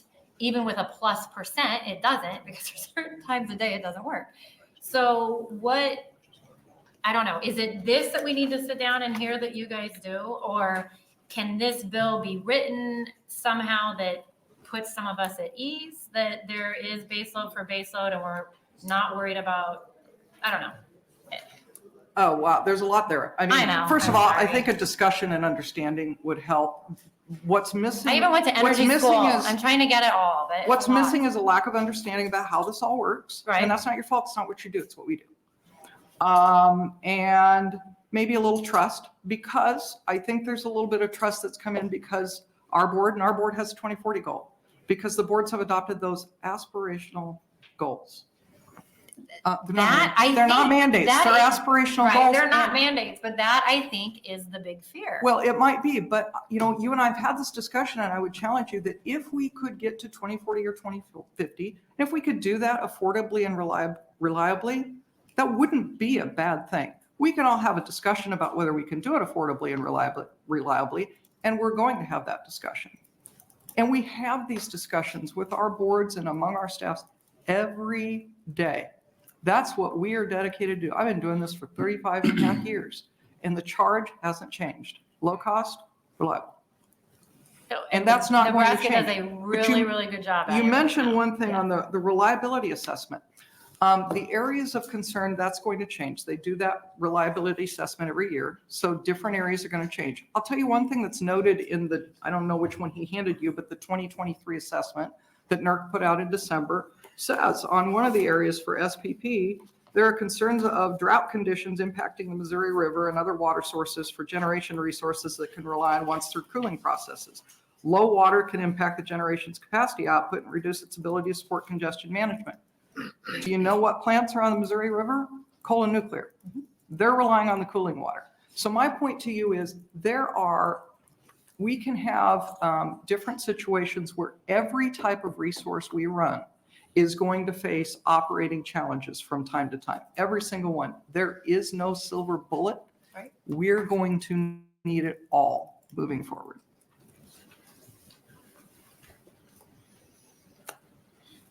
Senator Frederickson. Thank you, Vice Chair Moser. Thank you for being here today and for your testimony. Senator Hughes, again, I'm bouncing off of both Senator Jacobson and Senator Hughes, which That's just scary. get my brain Sorry. going. But so I think you put it really well when you said like this whole idea of trust, right? And I can appreciate the anxiety that comes up. I mean, if you look at just the context of the world we're living in, I mean, go back a few years, like the whole Texas situation, which was a comedy of errors for a number of reasons. But, I think there is genuine, an understandable reason that people are fearful around this. I guess what I'm maybe kind of hearing you say, and I don't want to put you on the spot here, but I guess what I'm hearing you say is we should trust that you all as public power are not going to do something that's going to compromise the reliability of power to Nebraskans. Is that fair? Correct. For one thing, we're also face a number of federal reliability standards for which we would pay significant penalties if we miss those. And if renewable sources, wind, solar, these things, et cetera, are not delivering at a level that is reliable and consistent, that will not be fully. We will have a mix of resources. I can tell you my own utilities integrated resource plan, we looked at it with our decarbonization goal considered. We have a fair amount of natural gas in that mix. Why? Because net zero is not 100% renewable. It means you have to offset whatever carbon you have in your portfolio, right? So we're going to be able to do that. We got about 200 megawatts in our integrated resource plan. We're not quite sure yet what that's going to be, but we have some time. That's the other thing. We have time to talk about this. There's nobody talking about closing a coal plant in the next few years. No one. Mm-hmm. You're going to hear from some of the other industry representatives, the generators that have generation. Mm-hmm. So give them your questions because they're going to talk about that. There's one that's probably going to be sooner than that, but it's not tomorrow. Mm-hmm. But Senator Jacobson's right to be concerned about what happens if and when Gerald Gentleman is closed. That's a really important consideration. We all, I would imagine, would hope that we could repower that plant somehow and take advantage of the infrastructure and the workforce that is there. But that's a big discussion to have. But I think it really does come down to that trust. It's kind of ironic because, as I said, I've been doing this a long time, been around for a long time. I've been sitting in this chair numerous times over 35 years. And I can tell you it wasn't that long ago. I sat in this chair vigorously on behalf of the industry opposing wind. Why? Because we didn't think it was reliable. What happened? Technology, the wind technology improved. We came up with other ways to firm up and back up the wind. It has evolved. And we're going to see lots of technological advances and changes over the next 10 to 20 years. I will be retired for much of that, I hope. Senator? Thank you. So you have publicly elected boards that run public power. So you're not just responsible to us, correct? Correct. That is correct. We are responsible to our customers, and I'm going to anticipate a question over here in a minute, but the key is, I'm sure whatever it is. So like our decarbonization goal, my utilities decarbonization goal, we spent a year developing that goal. And every month, every board meeting, every month for a year, we had a different topic of sort of education around the decarbonization goal. Public meetings, invited people in. Our integrated resource plan, we spent months and months doing that. We had public workshops for our customers and our community to come in and understand what we're doing. I gotta tell you, not a lot of people come to that, but it isn't because we aren't putting it out there and making it available. The point I'm making is they trust that we know what we're doing. And if we don't, we're gonna hear about it. Well, I think the point of the bill is that there are clouds on the horizon, and how do we respond to those? Thank you, Vice Senator Chair Moser. Grant. Thank you, Ms. Saling-Zart, for your testimony. And no, that isn't where I'm going with this. I toured your facility, I believe last year. You have a $100 million facility out there, LAS does, state of the art. State of the art. Very impressive. And my question is a technical one. we are constructing a CO2 pipeline across the state of Nebraska. Is this something that our coal plants can utilize to improve their green scores or not? Technologically, can a coal-fired power plant take advantage of a CO2 pipeline? I'm going to defer that to my engineer CEO, who will be testifying soon. All right, that's all I've got. Thank you. Or no, maybe to Brad. So one of these guys will probably be able to answer that better than the lawyer. Senator Jacobson. Thank you, Vice Chair Bostelman, or Moser. Yeah, it's Senator Hughes has got me confused now. She confuses us all sometimes. Well, you gotta keep your job. Shelley, I always have problems with your last name, so I hope I can call you Shelley. So That's perfect. You've indicated that there's some more education that needs to be done here, and I'm all in favor of that. But I heard testimony from Senator Bostelman early on that says that OPPD had sent out notices during this cold snap for all the customers to turn their thermostats down. That suggests that we're getting very close to the edge now. And I think the concern that a lot of us have had is we need to know, there's the old trust but verify, and I think we're there. In other words, we see this aspirational goal. We see testimony a year ago on OPPD wanting to make sure they've got the ability to use eminent domain to put more solar and wind up, which would be thousands of acres of farmland coming out of production to meet that aspirational goal. So what are we missing here with regard to saying we want to know that there's a reliable base load there and prove that you're building the new stuff before you take any more offline? What's the problem with that concept? I don't know that there's a problem with the concept. I tell you, in some respects, it's there. So first of all, and I think OPPD is going to address the situation from a couple of weeks ago, which was more of a localized Omaha issue. The rest of us were not putting out calls to conserve, and SPP was not at that level of energy emergency, but I'll leave that for them to discuss. We still have the requirement, if we're building resources, we still today have to go to the Power Review Board and get those resources approved and the transmission. So that process is still in place. And that's the structure that this body, that the legislature set up decades ago, which was the Power Review Board is the authority for approving generation and transmission. Now, that structure was set up in another time and in another way that the industry was structured, and we didn't have SPP. So we've seen some of that evolve. So I think there's some things that can be adjusted. I don't think this bill is the right solution. I think there are things within SPP, within the Power Review Board. For example, the loading capability report is a statutory requirement. 70-1025 requires that the representative industry or representative association of the industry, NPA, do that report. Since Winter Storm Uri, there were a lot of concerns after Winter Storm Uri about resource adequacy and fuel supplies and a number of things. So we worked with the Power Review Board and we added, about 10 or so more criteria to the scope of the loading capability report. We worked with the Power Review Board. As a matter of fact, I can tell you, Jason Fordick and I are having an ongoing discussion right now, tweaking some of those things, and we'll continue to do that. Why? Because they're the ones that approve this. They're the ones that are charged with looking at, and we want them to be comfortable with that.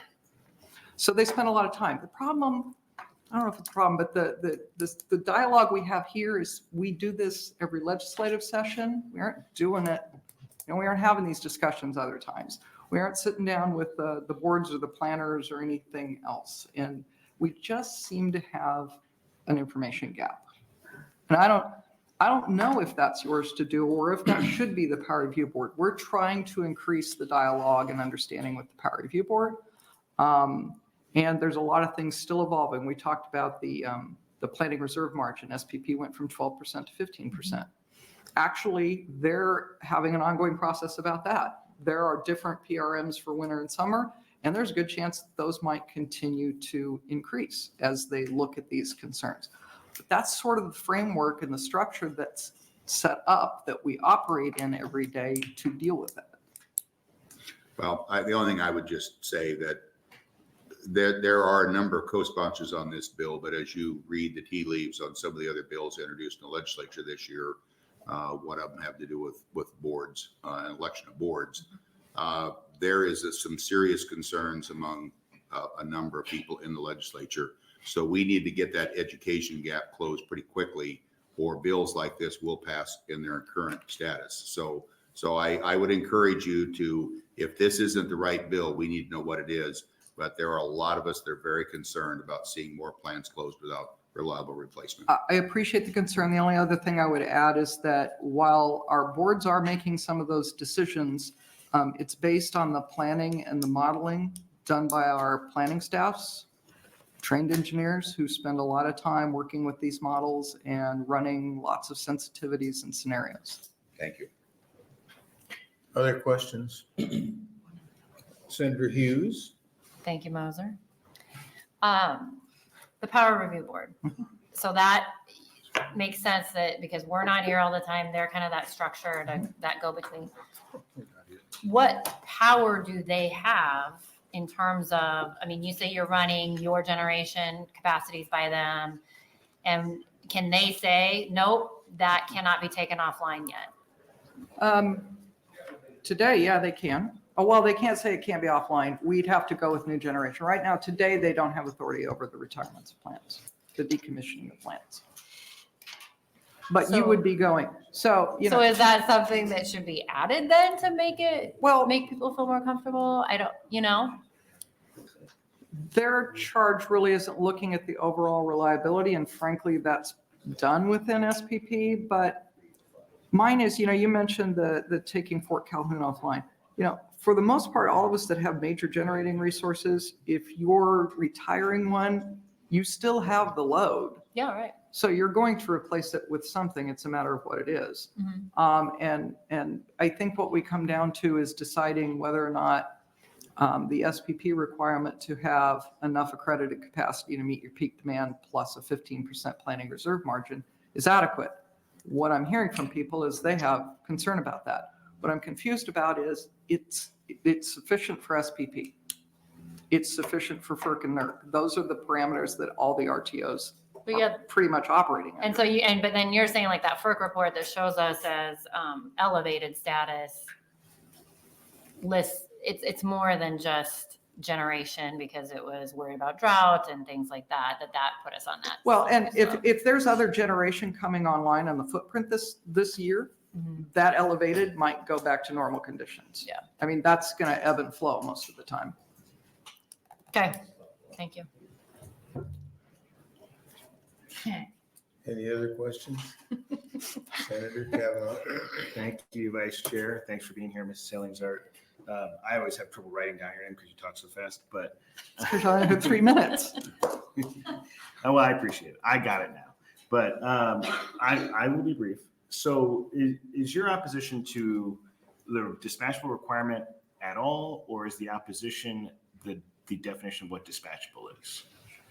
Both. Both. Both. Would it be a less, I guess, fervent opposition if the definition of dispatchable was changed in some sort of way? I don't know how to answer that. Part of it is, part of the opposition is that it seems to be, trying to think of a diplomatic way to say it. It seems to be substituting judgment for the judgment of the local utilities and boards who make these decisions, like I said, using a lot of planning and sometimes in dialogue with their communities. And it kind of seems to substitute that, take that out of the equation. And again, and there's nothing about cost in there. So, this might require you to replace it with another dispatchable resource, but that might not be your most economic decision. Okay, thank you. Other questions? All right, thank you for your testimony. Thank you. How many more people plan to testify? If you could raise your hand. Oh, boy. Okay, we're going to take a 5-minute break, just a quick comfort break, and we'll come back. A little bit more than 5 minutes, no later than 3:30.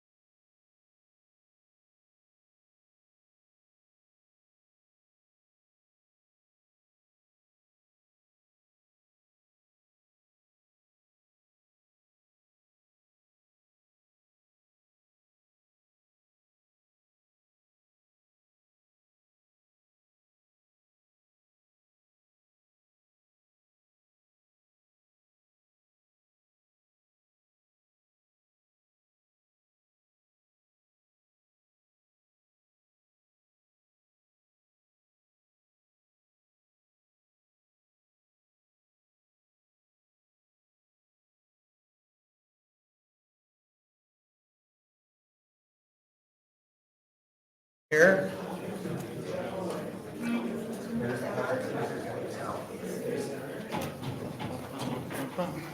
Good, here's Brent. Welcome. Still entertaining opposition testimony.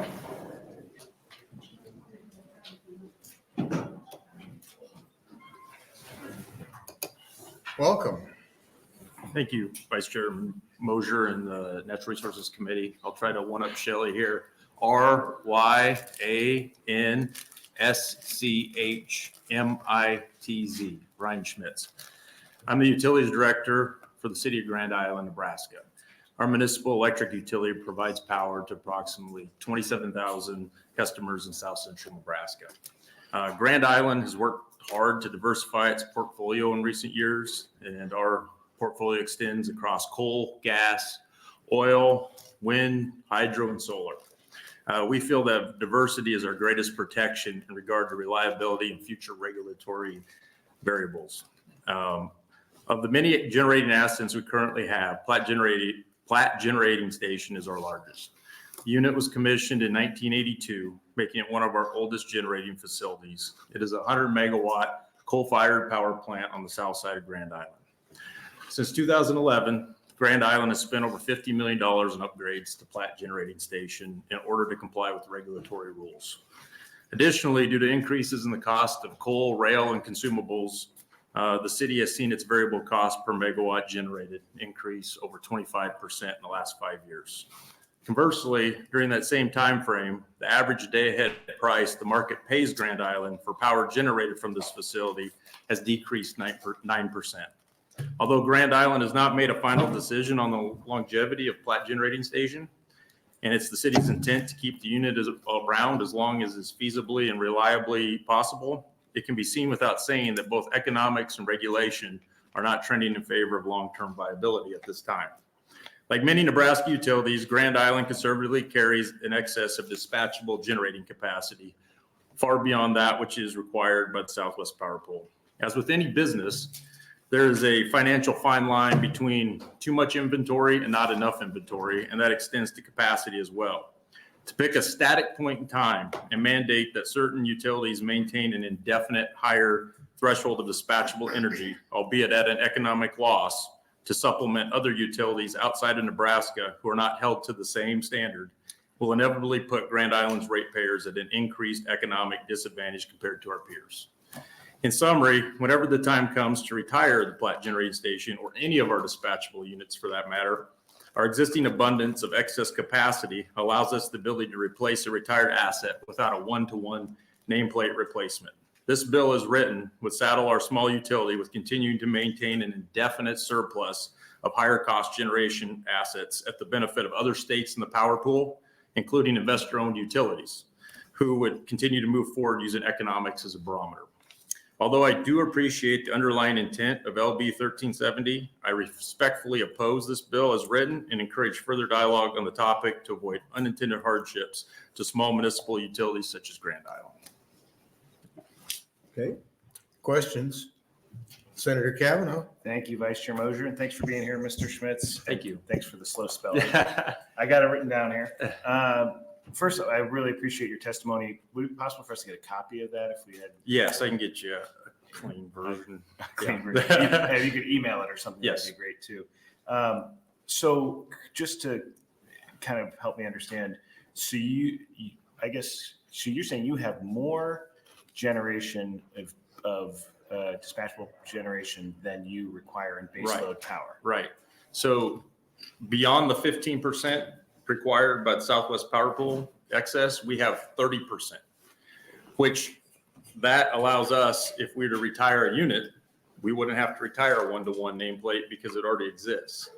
This would require us to build out excessively at the detriment of our rate base because of how the language reads currently. Okay.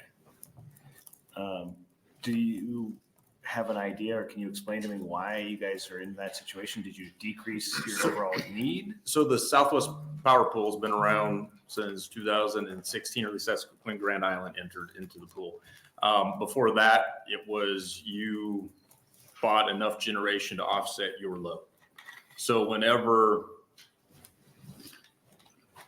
options became available that were beneficial to the community for long-term growth. Assets were built or bought into other units that others were building. So in essence, we ended up long on capacity. You're going to hear that from a lot of small entities. You take the advantages when they come about for you. We don't have the economy of scale of a lot of the larger utilities. So in essence, we are long, and other utilities are also long, especially smaller ones. And as SPP evolves, we have to be competitive. So we have to make choices to get us closer to where we need to be rather than where we are, because economically, that's where you go, right? You don't carry a glut of inventory. You don't carry too little inventory. You carry a sufficient amount.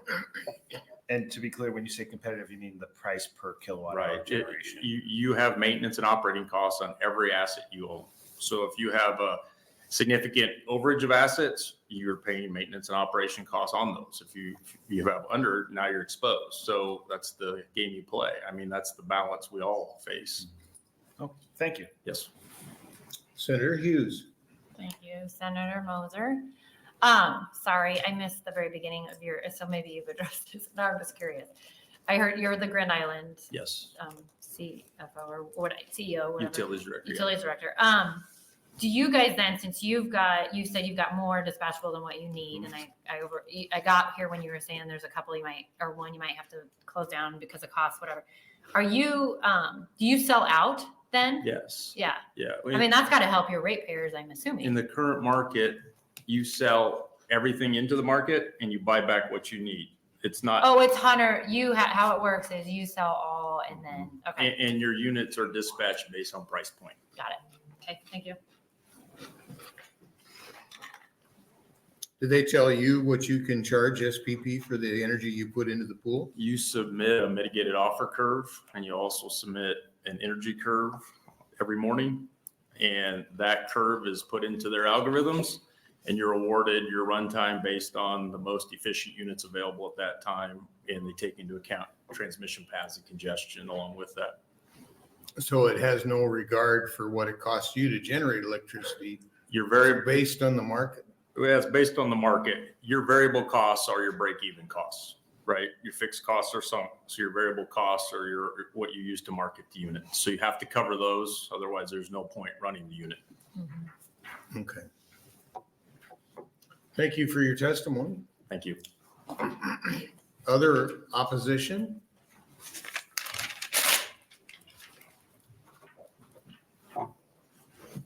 There's still some heavyweight testimony that'll help kind of flesh out the bill a little bit. So we can kind of try to go with the flow and get all those perspectives before we get too deep. Welcome. Hi, thank you. I think I figured it out. If we could just harness the energy of my 7-year-old when he's procrastinating bedtime, we might be able to solve this. I don't think that's possible though. So my name is Rachel Gibson, RACHEL GIBSON, and I am the Vice President of Action for the League of Women Voters. And I am here to read a letter put together by our Director of Natural Resources, Claudia Stevenson, who's from Ogallala. The League of Women Voters of Nebraska believes that energy conservation and the use of renewable resources must be part of any national or state energy program. Public understanding and cooperation are essential to the success of any program of energy conservation and implementation of technologies that employ generation of energy from renewable resources. Specifically, the League supports 1, the use of a variety of energy sources with emphasis on conserving energy and using energy efficient technologies. And 2, the environmentally sound use of energy resources with consideration of the entire cycle of energy production. It's for these reasons that we oppose this bill, which would dictate and limit the type of energy production methods available as the state updates its power infrastructure, including coal and natural gas. The energy demands that recently affected OPPD's supply of electricity is a good example of using various technologies to produce electricity for the good people of Nebraska. The levels of the Missouri River were too low to rely on coal plants to produce electricity. One technology is never 100% reliable, and the impact of the drought on the Missouri River affected the reliability of the coal-fired plant for OPPD. New technologies are on the horizon. To restrict the capacity of production of electricity to only known sources is a mistake. Nebraska needs to use current technologies as well as new methods that are being evaluated to produce electricity. Nebraska needs to evaluate each technology and use the most efficient while reducing CO2 outputs. As an example, at OPPD, the following sources are used in the complete portfolio of electricity production: low sulfur coal, wind, community solar, landfill gas, fuel oil, and hydroelectric. As new technologies emerge, they should be evaluated and brought online, not only for environmental, but for economic reasons. It cannot be predicted what options will be the most effective and affordable in coming decades. Nebraska should not limit the future by requiring a source of electricity to be replaced by a duplicate of one that is being replaced. And it is for these reasons that the League of Women Voters of Nebraska asks you not to advance this bill. Thank you. Answer any questions. Questions from the committee? Seeing none, thank you for your testimony. More opposition? I'm going to get out of here before the professionals come to tell you everything. Senator Davis, welcome. Thank you, Senator Moser. Members of the Natural Resources Committee, good to see you all today. My name is Al Davis, ALDAVIS. I'm here to represent the 3,000 members of the Nebraska chapter of the Sierra Club. And we are speaking here today in opposition to LB 1370. The Nebraska chapter of the Sierra Club appreciates Senator Bostelman's concerns for reliable and sustainable power generation into the future, but we feel that the framework for maintaining that stability should be left strictly in the hands of the generation, transmission, and distribution managers who are intimately acquainted with their capabilities and the needs of their customers. The bill locks public power into an inflexible and rigid generation model which ignores the potential for significant technological developments, which will revolutionize the industry as scientific breakthroughs open the door for alternative sources of energy, generation, storage, and distribution. I recently saw an old news story from 1985 about the new technology called a cellular mobile phone. The newscaster interviewed people about this new technology, which gave us the ability to phone someone from our car or standing on the street with a bulky headset, twice as large as your hand with a long rigid antenna attached. And all the people were amazed at this massive device. These phones cost $2,500 in 1985. The equivalent $2,024 is $2.80, rounding up to $7,000 in today's dollars for that bulky dinosaur phone. Today, cellular phones are in universal use all across the planet, and fees are as low as $29.95 at Walmart. I share that story because technological changes have remade this nation many times over and will continue to do so into the foreseeable future. We don't want to put rigid handcuffs on our public power industry where professional employees and managers are on the cutting edge of industrial progress in the sector and have the ability and knowledge to lead us forward. Elsewhere, Hawaii has closed its last coal plant and installed a massive array of Tesla batteries, which will power the capital at night. Geothermal breakthroughs are being made all across the country using fracking technology to release hot water streams for an unlimited amount of energy. New transmission wiring has been developed with a carbon aluminum steel makeup, which is lighter weight, stronger, and provides the ability to transmit much more energy than wiring in use today, and without the sag, which can be problematic. The adoption of this bill will inevitably lead to obsolescence in Nebraska's electrical grid. This will eventually lead to higher costs for consumers. It is important to remember that the mission of public power, when it was established, was to provide power to the consumer as cheaply as possible. This is not a solution that we need to pursue. And thank you. Thank you. Questions for Senator Davis? Thank you for your testimony. Thank you. Appreciate it. More opposition? Welcome, sir. Thank you. Your green sheets?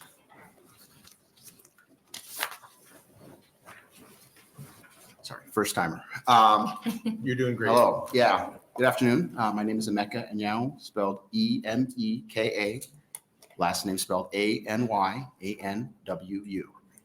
I'm here on behalf of Lincoln Electric System. I am the Chief Executive Officer, just started beginning of the year. I am new to LES and to Nebraska, but certainly not new to the Midwest or to public power or utility work.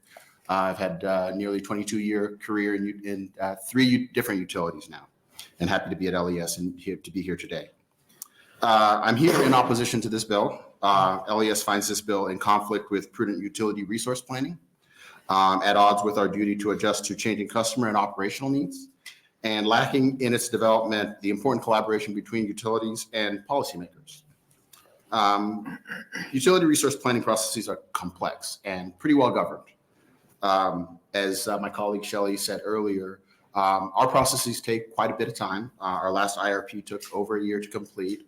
Most jurisdictions take 2 to 3 years between IRPs because they are very complex. Governance and oversight is obviously very well established here in Nebraska as well, through statute and through the Power Review Board's authorities and procedures. So it's not clear to us what problem this bill is trying to solve relative to the way we approach these things. And as has been already talked about here today, some of the bill's provisions appear to be based on assumptions that are objectively and technically not quite accurate. As an example, again, this has been stated today, the definition of dispatchable seems to be, as a provision of reliability, seems to assume essentially that dispatchability means 100% availability at all times.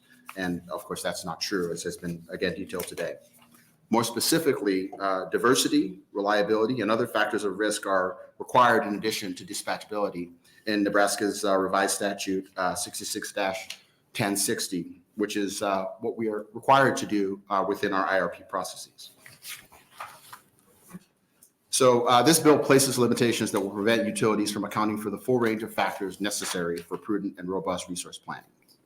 In addition, technology and markets are evolving. We're going through a time of immense change and transformation all across our entire vertical integration.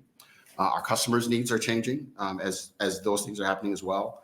And so this bill really both doesn't account for all of those changes and certainly takes important tools away from us that we need to respond to those changes. Finally, collaboration really is important to achieve the best outcomes. And we don't believe this bill has had the time or opportunity for that to occur. These few minutes of comment certainly cannot suffice or be substitute for that. This is a very impactful decision. This bill represents a really profound and wide-reaching choice that deserves more time to be considered. The discussion does need to be robust and comprehensive, not cursory or tied to language that is incomplete or inconsistent with reality. And LES and our other peer utility operators are ready and willing to have that conversation, as my colleague, again, Ms. Salins are fully detailed. So we look forward to having that conversation. And thank you again for having me. Take any questions. Questions? Senator Kavanaugh. Thank you, Vice Chair Moser, and thank you, Mr. Anyanwu. Anyanwu. Yes. Okay. Well, thanks for being here. Welcome. First time in the legislature. Yes. I'm sure you'll have lots of fun times in front of the Natural Resources Committee. I look forward to it. We like to have fun here. So, okay, I heard you, I wrote down dispatchable equals available. So can we kind of parse that a little bit? So is your, I guess, point that this bill is equating dispatchable with always available? Yes, I mean, and so you've heard that sort of talked about in various characterizations today. It's been talked about as sort of flipping a switch. It's been talked about as sort of dialing it up when we need it. It's been talked about as sort of being available to respond, obviously, through a wide variety of potentially extreme conditions. And what you've also heard, of course, again, as some of my colleagues have testified already, is that that isn't true for any kind of technology, which is why, as I said, the statute, the revised statute that governs our IRPs requires us to evaluate other aspects like diversity, like other factors of risk, because geographical diversity, fuel and energy source diversity, all of those things contribute to reliability. So dispatchability alone is not certainly a proxy for availability. And so you just said another interesting thing there. So you like to have fun here.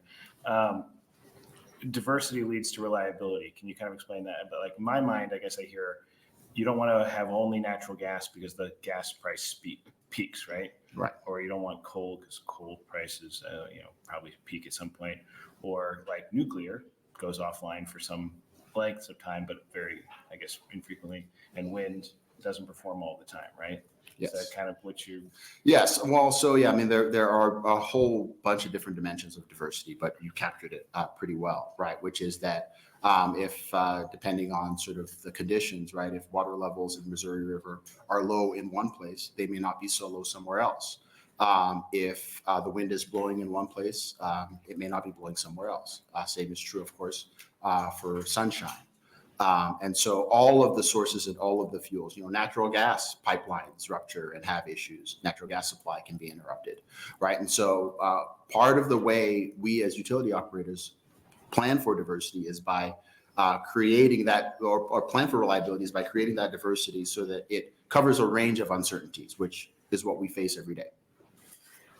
And how does efficiency play into any of this conversation? Is that part of something LES is working on? Or are we just like completely out the window? We're never going to decrease our consumption at this point because we're building whatever Bitcoin mines in the middle of nowhere. Or is there at least a hope with technological advancement that we could at some point decrease consumption? Yeah, so the reality is that consumption is increasing, but the rate at which it is increasing does need to be mitigated by increasingly efficient technologies. And we've seen incredible advances over the last few decades in that area. And that's really the key, right? The reality is if we just simply continue to use energy without incorporating efficiency, you get to a prohibitive place where the numbers don't add up, right? So all of the above need to be brought to bear, including efficiency measures to make sure that we can balance the supply and demand. And I guess I'll ask one last question. I'll ask you the same question I asked Ms. Salingsart about, is your problem with this that we are requiring one-for-one replacement dispatchable, or is it specifically the definition of what dispatchable means? Well, I think it's all of the above, as I've said, right? So it's more than just the dispatchability, because dispatchability by itself, as I said, is not a sufficient measure of what it takes to achieve reliability. And so, we need to be able to use all the tools at our disposal, and we need to be able to consider all the dimensions of risk and operational uncertainty and cost. Again, affordability being really important, which is not something that is contemplated by this bill. And all of that has to be brought to bear. And so the bill as presented simply has not had the opportunity for the utility operators to be involved so that we can have a conversation about policy that certainly achieves, again, something that we all agree with. We're, as again, my colleague said, we're very enthusiastic about having this conversation. We really do appreciate Senator Bostelman for wanting to engage this conversation. We want to have it in a complete way. Thank you. Thank you. Senator Hughes. Thank you, Senator Moser. Thank you. Good to see you again. As well. Welcome to Nebraska and LES too. Thank you. You're pretty new. So I'll kind of talk about like what I mentioned before. We've got people that have co-signed onto this. You hear that the SPP that we're in this elevated status.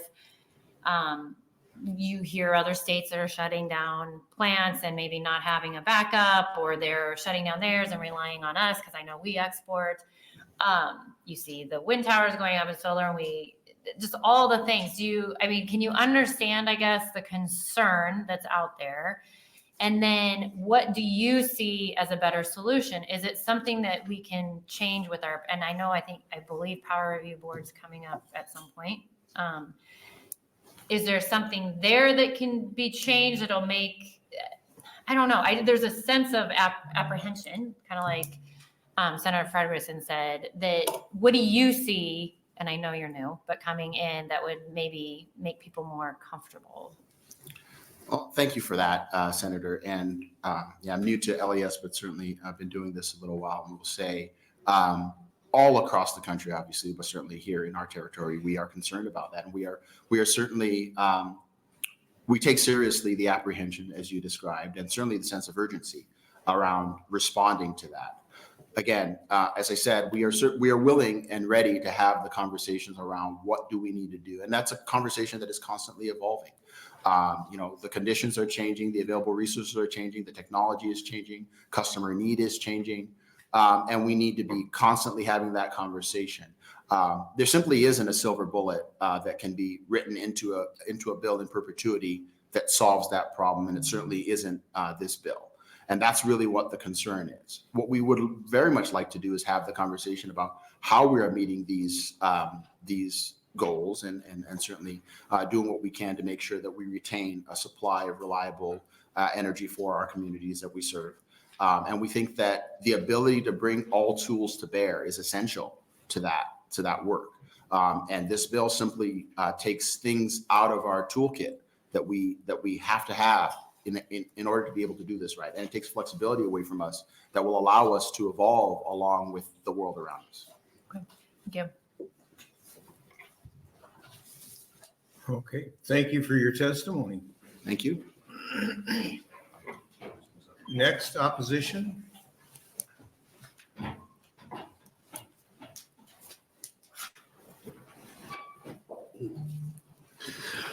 Well, my testimony starts with good afternoon, Natural Resources Committee.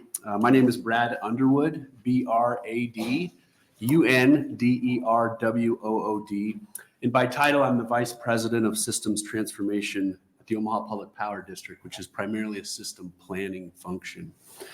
I'm here to testify in opposition of LB 1370, which would dramatically change the way we plan our system. Some of my testimony was picked up in the Q&A earlier, so I'm going to be a little bit choppy on my delivery, but I want to respect the time of the committee. For over 100 years, approximately, Public Power has prioritized affordable, reliable energy services, and we'll work vigorously into the future to continue to do that. Someone also had mentioned highest reliability in the country and 5th cheapest rates from 2022, and we're awaiting the 23 rankings, which I expect us to perform well. We also talked about the Southwest Power Pool and their role in resource adequacy. They recently increased the planning reserve margin 25% from 12 to 15%. And I would expect ongoing conversations on the sufficiency of our resources into the future. I know our engineers are heavily involved in that with the policy folks at the Southwest Power Pool. Like Shelley said, we do that literally every day. We take great pride and honor in doing that. One of the more OPPD specific aspects of my testimony is that later this year, we're going to start operations for 600 megawatts of natural gas generation. We're very excited about that piece of our portfolio to be able to provide our customers that energy from those resources, and we anticipate that greatly. About the time that's coming on, a few months ago, our board unanimously approved 8-0 another up to 950 megawatts of natural gas. The board took that as a recommendation from our engineering teams as we optimized affordable and reliable energy services. And so we'll be out pursuing that with rigor. We look forward to that coming online. LB 1370 is also predicated upon the assumption that dispatchable generation is always available. And I don't want to duplicate the prior conversations, but technology diversity and geographic diversity are of the utmost importance to system planners. And any sort of constraint to a technology that's available to a system planner, whether it be a requirement for renewables or a requirement for something else, tends to have the effect that you box the engineering teams in based on what is required without maybe having specific knowledge of what that system needs. So every system is different. Every system or many systems peak at different times. They have different import capacities. They have different voltage. They have different stability profiles. They have inertia issues or don't have inertia issues. All of those things are critical to reliability. You've almost heard nothing on that today. And so I wanted to take time in my testimony to make that visible and offer that to the Natural Resources Committee. We've dealt with floods. We've dealt with tornadoes. We've had 6 inches of water outside of our Nebraska City facility in this most recent storm, and we've been able to deal with that primarily because of our diversity. I see my light's red, so I'll yield back to Vice Chair Moser. Questions? Senator Callan. Thank you, Vice Chair. Thank you for being here, Mr. Underwood. You won the lottery. Oh, did Senator Brandt raise his hand? No. Not yet. Not yet. You'll get him thinking though. I do. That's how this works around here. We ping pong off each other. So I appreciate you being here and willing to answer our questions. I think you did sort of hint at it, and it's been brought up before about both North Omaha coal power plant and Nebraska City were shut down during the most recent cold snaps. Is that right? Yeah, that's correct. So what happened was river elevations vary throughout the river. And so we had a combination here in the last few weeks where we had some very harsh temperatures come in. We had some icing on some instrumentation equipment, which constrains the operator's ability to operate the facility. And after that, we had river level issues. So if the instrumentation freezing hadn't compromised the operation of the facilities, the river levels, we believe, would have, especially in Nebraska City. And so we were navigating that with heaters and other things we do from a winterization and a weatherization perspective. We continue to learn in that regard for where the facilities have vulnerabilities. Winterization is something you make a perpetual commitment to. You never really get there and stop. You're always looking for resiliency investments you can make to make sure the facilities operate as predictably as possible. When we experienced that, we drew upon some of the feedback that we got from Winter Storm Uri, which was in the event there may be a system condition, the utility should be proactive to communicate that to customers and to those who may be affected. So we made the decision to be quickly transparent that we had a system issue primarily related to cold weather and river levels to create awareness in our service territory. The other reason we did that, in addition to some of the prior learnings that we've had as we've gone through these more harsh winters and water level troubles, is our customers tell us, we want to help. If you're in a situation, please make that visible to us so that we can do the little things that when we consider the impact across your system as a whole, we're able to help you when we can. And so we made that voluntary notification that, hey, the system is challenged right now. If you're inclined, stay out of using electricity from, I think, 7 to 9 in the morning and something like 4 to 6 in the afternoon or something along those lines. And I got that text as well. Very good. Very good. Customer. You didn't have to turn off anybody's power or do any brownouts or anything like that. No, sir, we did not. That's correct. Okay. And I'm not great at remembering storm names, and I should have asked the first person who said it. So Winter Storm Uri. So I have this same struggle, actually. Uri was in 21. Uri. Yes, Uri, U-R-I. Okay. And that was the one that was February of 2021. Yes, we had rolling service interruptions. Okay. Correct. Yep. And then we had a very robust hearing in this very room about that. I remember watching that. Okay, so I guess that I think is a pretty interesting point, though, and we can talk about that some more. But I'm going to save some of my questions about that for Mr. McClure because I like to torture him. Duly noted. Well, you're new here, so you can move up the list in terms of people I like to torture. Okay, so, but your specific example, we have this bill, and a lot of this, I think, sometimes comes out of OPPD's zero carbon standard, and we've heard that kind of talk here, and comes from this sort of perspective of there's a politically motivated interest in changing our power mixture from members of the OPPD board, or maybe NPPD too, but we're talking about OPPD here. Sure. And so then we have a solution that comes from the legislature to say, not so fast, don't change this mixture just yet, and because it's going to protect us. And this is an example of a situation where we got a lot of power from wind at that time, didn't we?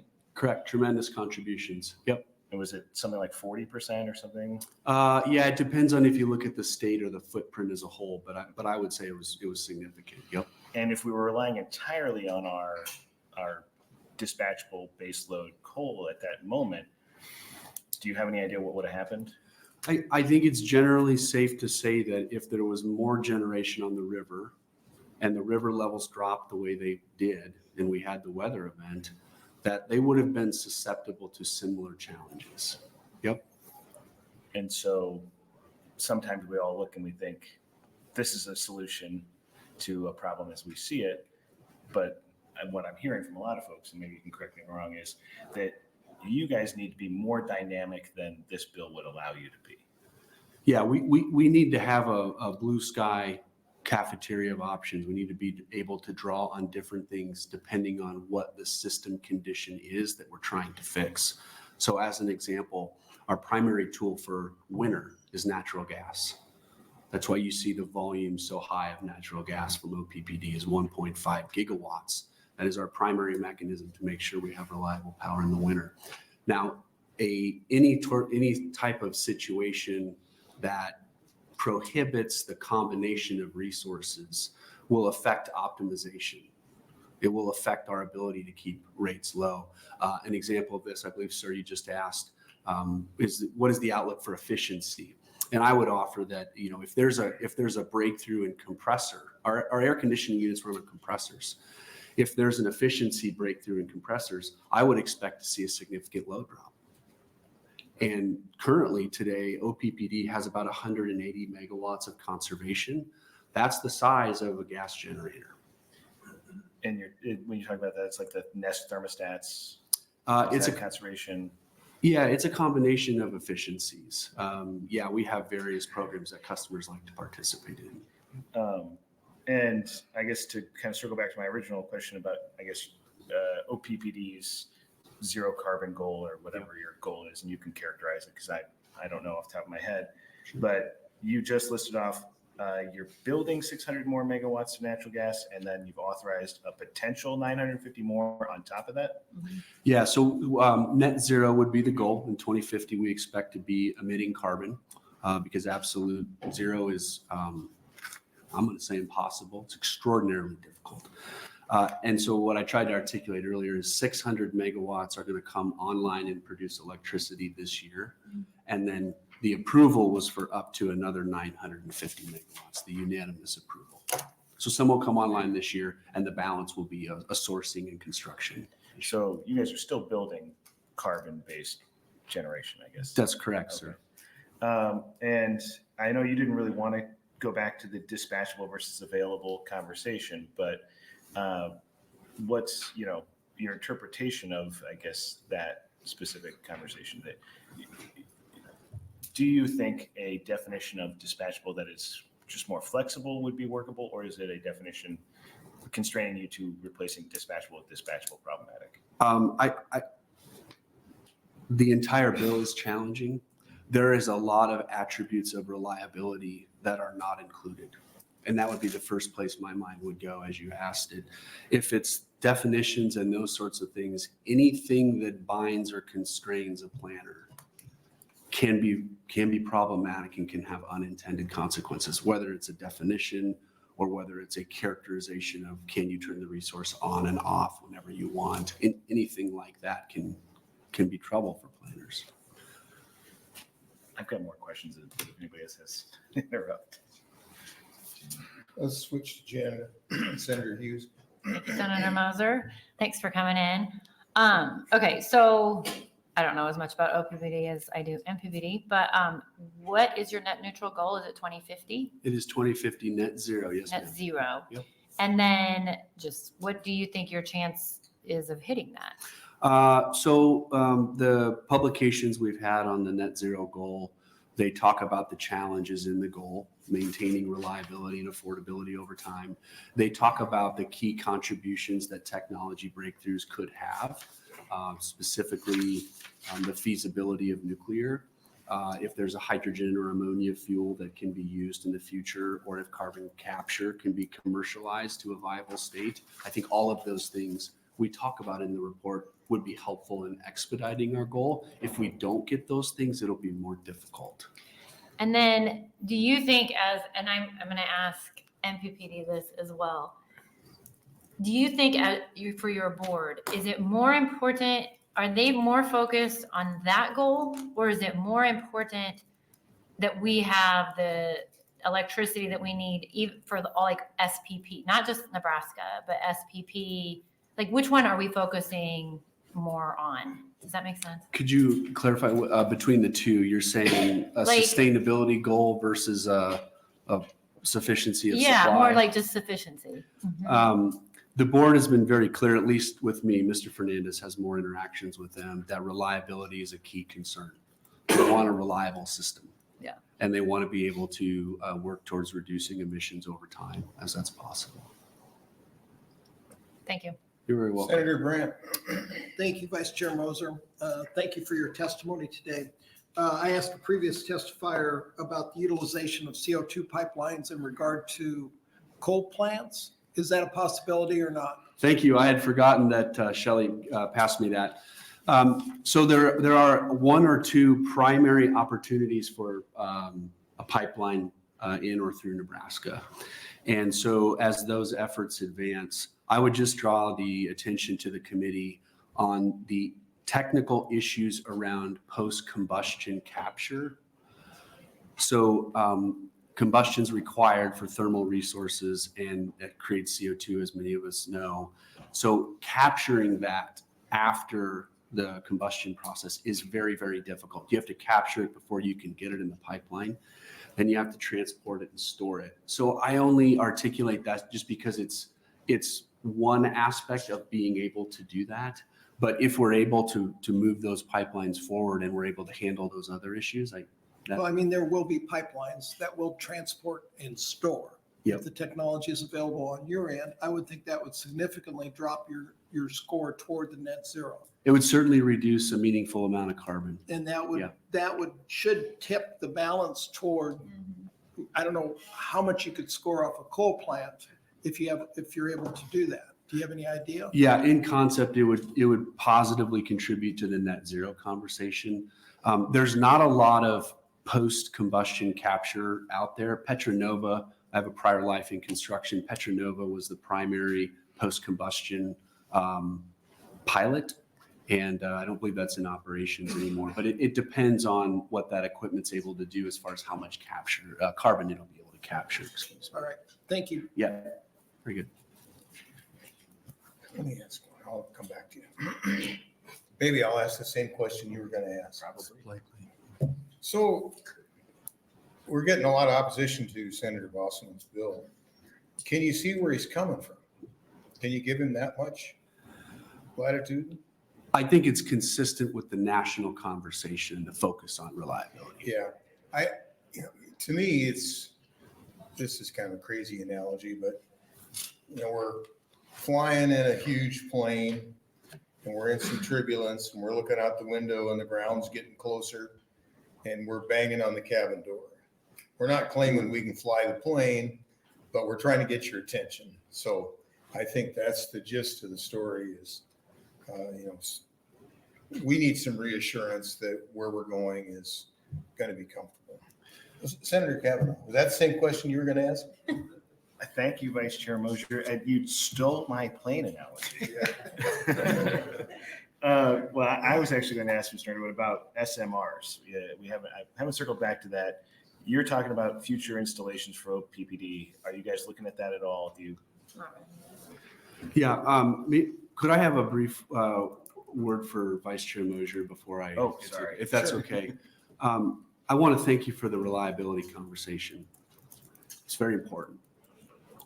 And I just wanted to offer that the OPPD teams have had this reliability conversation beginning in 2018 when we started building these resources to make sure our community didn't need to worry about this. And so I just want to acknowledge and thank you. Thank you. Senator Kavanaugh.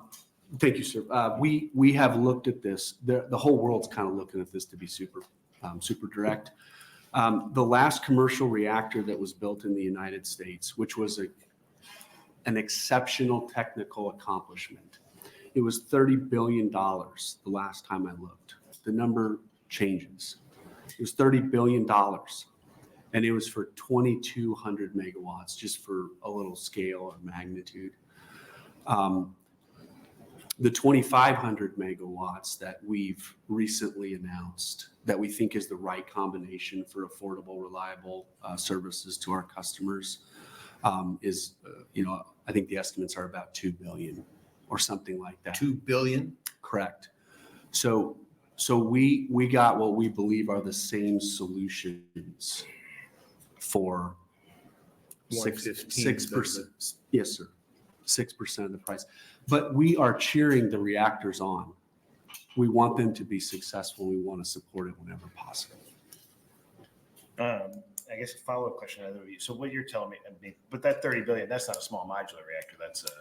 That's a large commercial. I think it's an AP1000, which is a known commodity. It's not any of the more modern technologies that people might be talking about.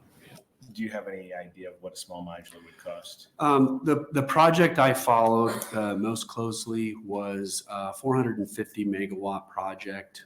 This is public by UAMPS out in the Utah area.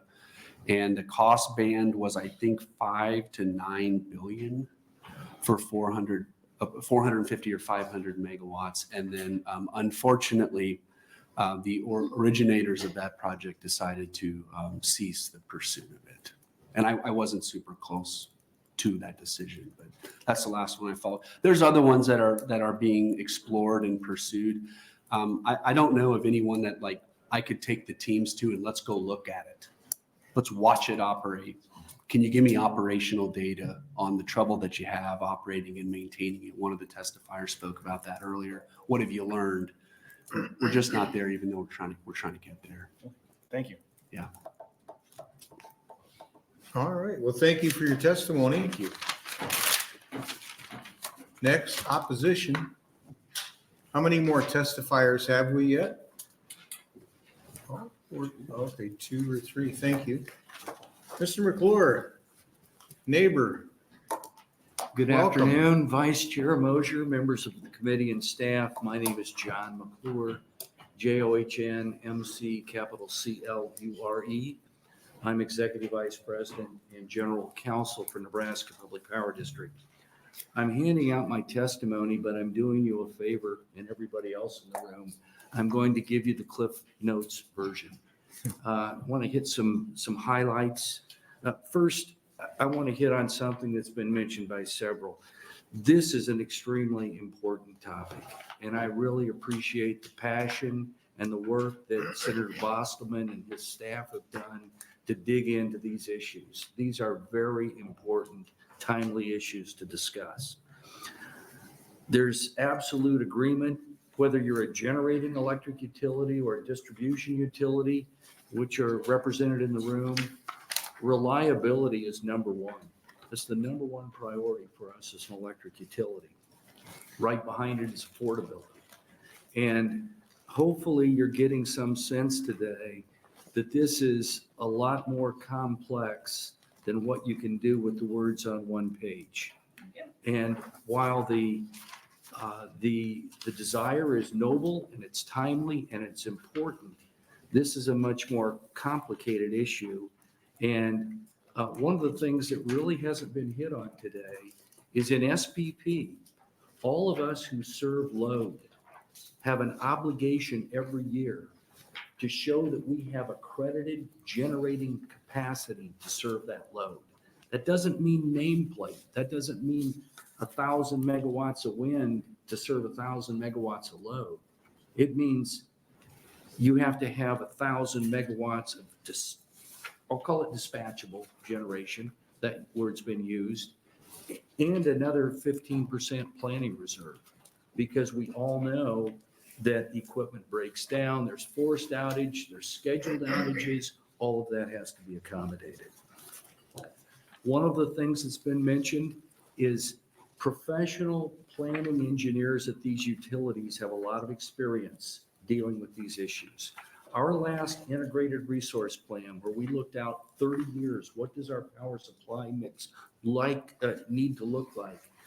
Our team just calculated for me, they spent 8,000 hours working on that over a 27-month period, and they used 550 hours of very high capability, complex computer runs. That's 23 days continuously of running computers that are on a dedicated server because they're so large to try to figure out the answers.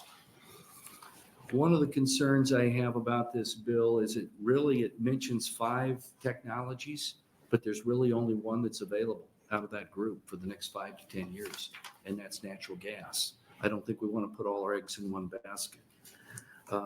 There are a number of other issues. I do have something I shared with Senator Slama and want the rest of you to know, and I think Senator Bostelman will appreciate this. Next week, our board will be taking up a second 20-year license extension for our nuclear plant.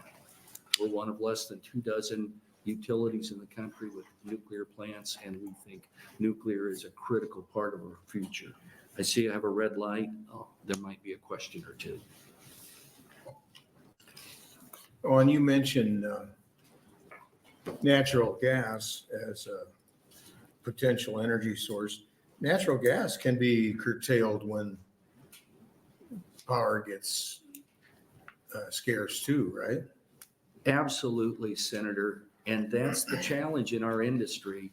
That's why we build in redundancy, we build in extra capacity, because every type of machine that's out there, every fuel source has some kind of vulnerability. One of the things you've seen Nebraska utilities do as they've added new generation is to strive to have dual fuel.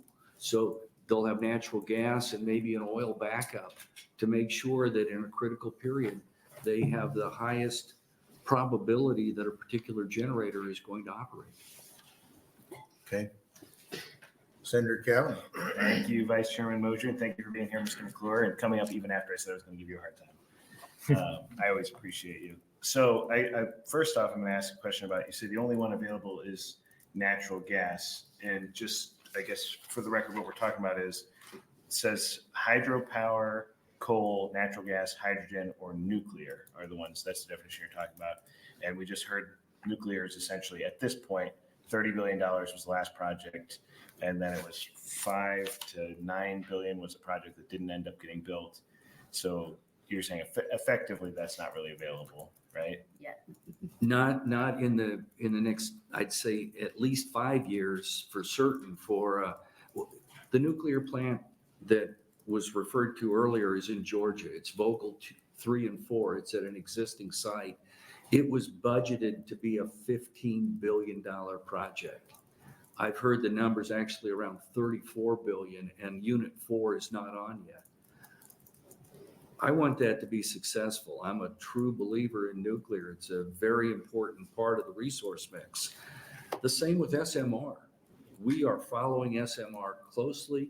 We're doing some preliminary siting studies. Unfortunately, everything so far is very much in a development stage.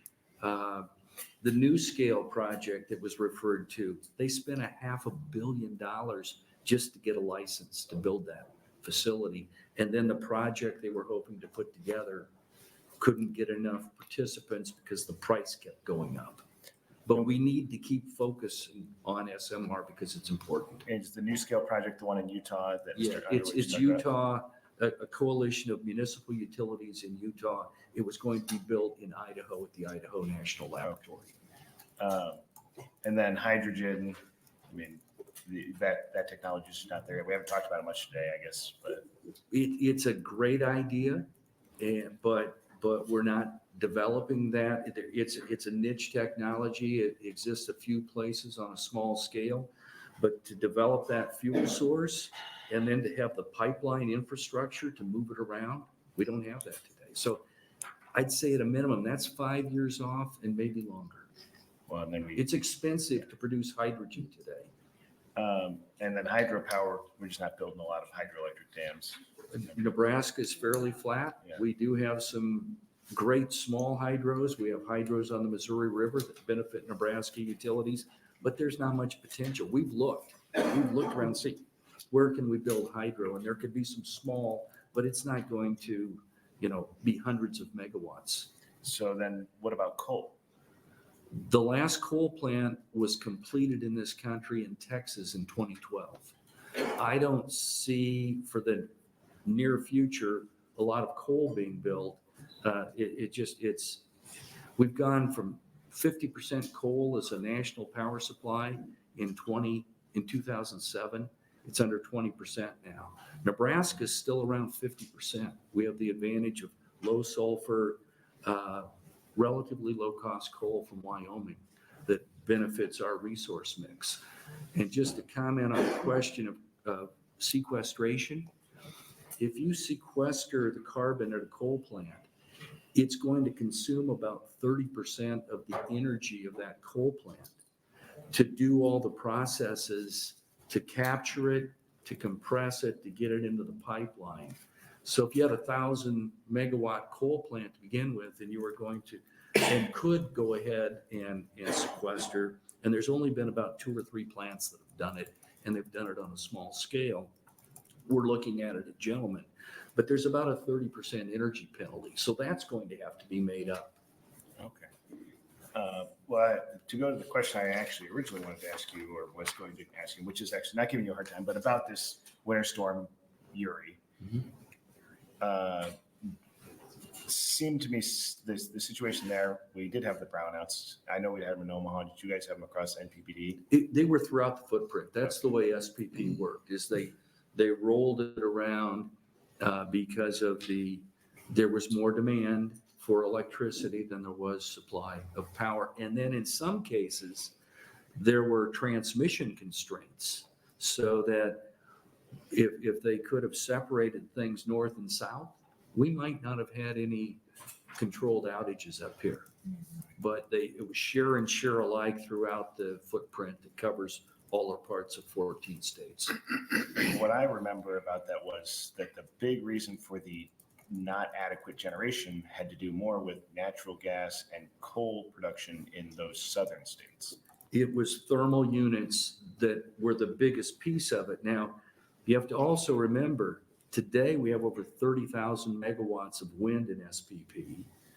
And what you will hear is, well, wind performed as expected, because it was only expected to produce like 4,000 megawatts of power, and that's about what it did at that time. So it was slightly above expectations. But to the point that's been made earlier, there's no way that we can reliably power the grid simply with renewable energy. That is not in the cards. Is anyone suggesting that we do that? Well, there are certain areas that I think believe they can do a lot more with renewables than I think they can. And unfortunately, some of those states have created the problems that are being addressed in this bill, not in Nebraska, but they've said, we want to shut down these kinds of units by 2020. They're doing that in Colorado, or 2030. And Colorado is shutting down all its coal by 2030. And the utilities out there are concerned about reliability and affordability. Also. Senator Brand. Thank you, Vice Chair Moser. Thank you, Mr. You McClure, guys should go on for your testimony. Are we asking the right question here? Should it be dispatchable energy or dispatchable transmission? And the reason I ask that is, wouldn't it be more efficient in Wyoming, where the coal is at, to have them generate power there and have us bring that into Nebraska? You need both. You need the generation and you need the transmission. The challenge on transmission is, depending on the system conditions, you can get congestion and challenges moving power across the transmission. And it's a very dynamic system. And as a lawyer, I'm beyond my expertise. We need a transmission engineer up here to tell you about how all of these dynamic conditions affect flows. There are discussions around the country about, building long lines and transporting wind from one area or solar from one area to another. The bottom line is, the more transmission we have, the more reliable we can make the system and better access to resources, but it comes at a price. It's not inexpensive to build transmission, and it's not easy. All right, thank you. Okay, thank you for your testimony. We appreciate it. More opposition to LB 1370.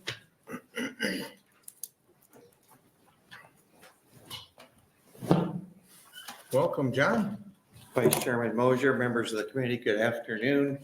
For the record, my name is John Hansen, John, Hansen, Hansen. I am the president of Nebraska Farmers Union, the second largest, second oldest general farm organization in the state. So like Shelley Sailing's art, I've been doing my job for 35 years. And I've been working on these and related issues relative to renewable energy and public power. My organization helped create the public power system. And so as we consider this issue and a lot of the other issues, I would encourage the committee, if they decide to take up the offer that's been made by Public Power, which I think is a good one, to have a more detailed and robust discussion about this issue and also other things that are impacting our state's public power system and our future, that we include the stakeholders that do have an interest in public power. And you heard from a lot of them already today, and their comments I thought were very thoughtful and helpful. And so having worked in this area for a long time, I appreciate Senator Bostelman's concern about reliability, because that's been the starting point of about every conversation we've had for a very long time, relative to how much renewable energy can we plug into our grid and have it still, while we gain the benefits of that renewable energy by not emitting any carbon, by using more of our own domestically produced products from wind and sun. They're both value-added agricultural products in our view. How much can we get away with and get the benefits of that while still maintaining reliability? So all the conversations I've been in all of these years have always started with reliability in terms of, and then of course we get to redundancy and we get to the rest of the things.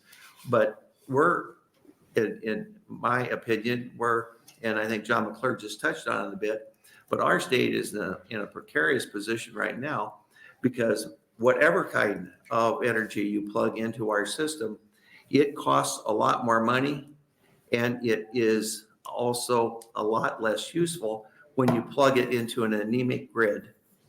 And our state has needed an upgrade in its grid system for some time. That's what the analysis has said.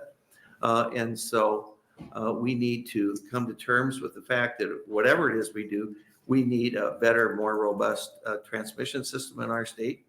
And we're starting to pay the cost for not having one.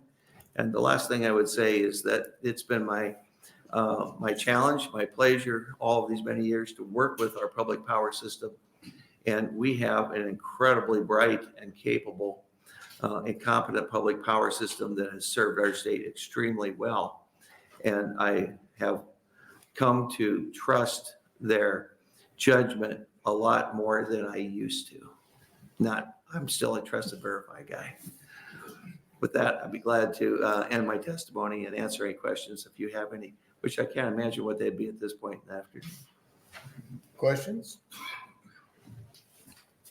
Thank you for your testimony. Thank you. Are there more opposition? Seeing none, how about neutral?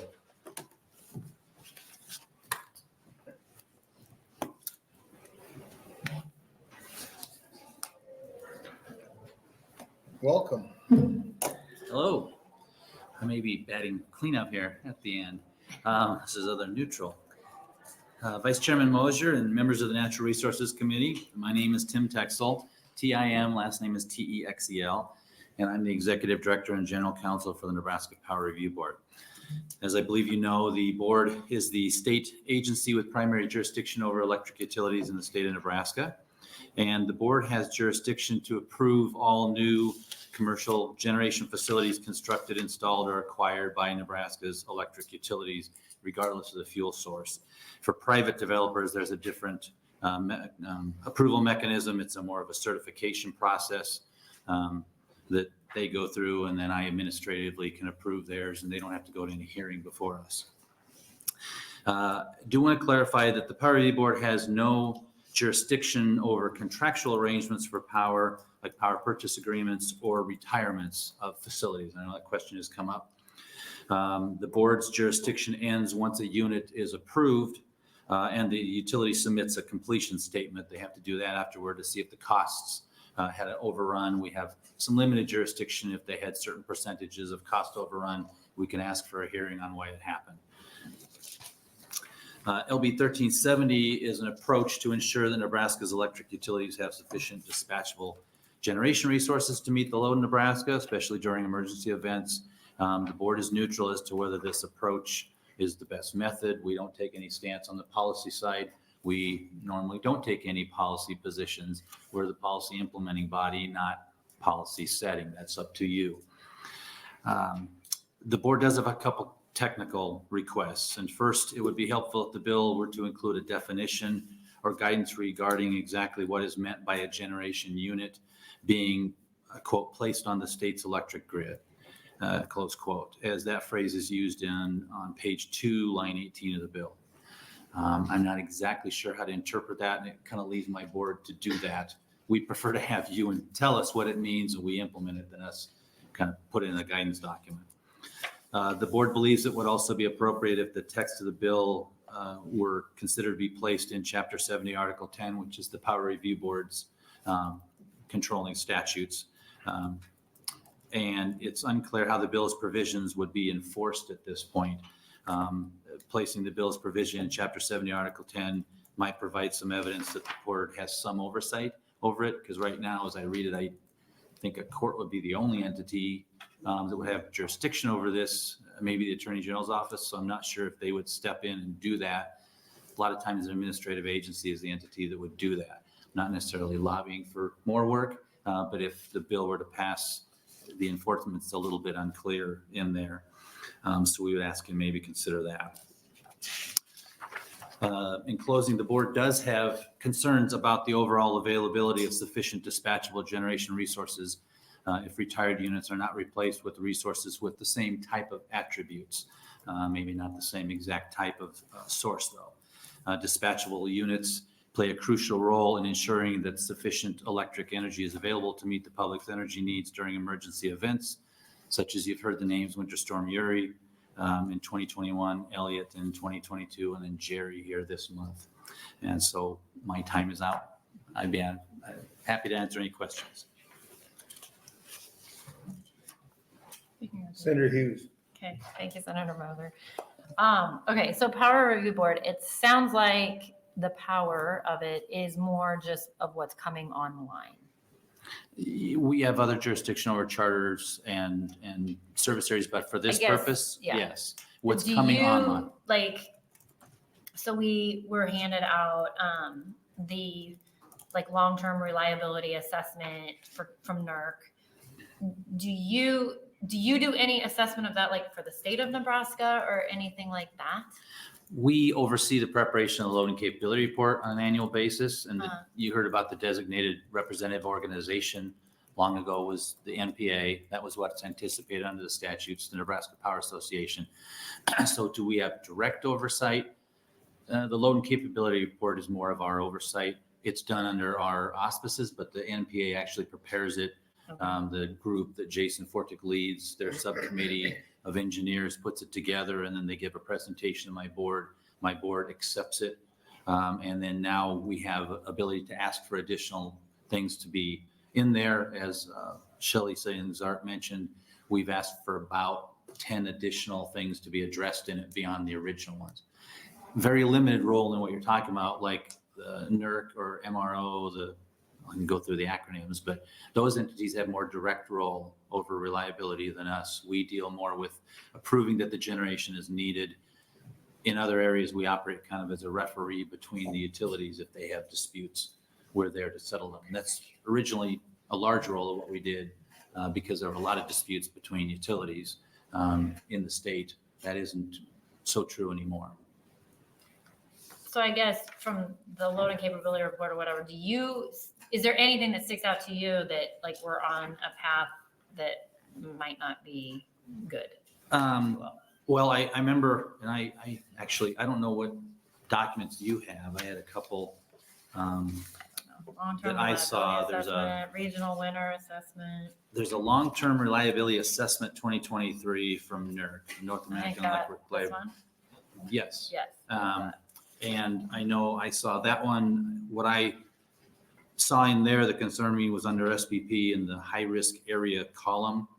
It says 2024 for SPP, winter generator and fuel risk, insufficient dispatchable resources.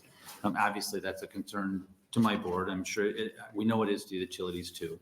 And then at the bottom, it talks about resource adequacy risk. And capacity shortfalls are projected in areas where future generator retirements are expected before replacement resources can be put in service to meet rising electricity demand. So yes, there's some things, and I saw that one. I didn't know what all you would have in your exhibits. But that's concerning to my board. Now, how you deal with that is a whole nother matter, and that's very complex, as you've heard. I know the MRO had a document, 2023 Regional Winter Assessment. I don't know if that's one that you have Yep, we have in your that. packet. And at the bottom middle column, there's a Southwest Power Pool is in a medium risk. And MRO and NERC are related, so they aren't completely separate organizations. One has oversight over the other. So, but that talked about the same type of risk that resources are sufficient. It says at the bottom, resources are sufficient to meet reserve margin requirements under normal demand for the 2023-2024 winter season.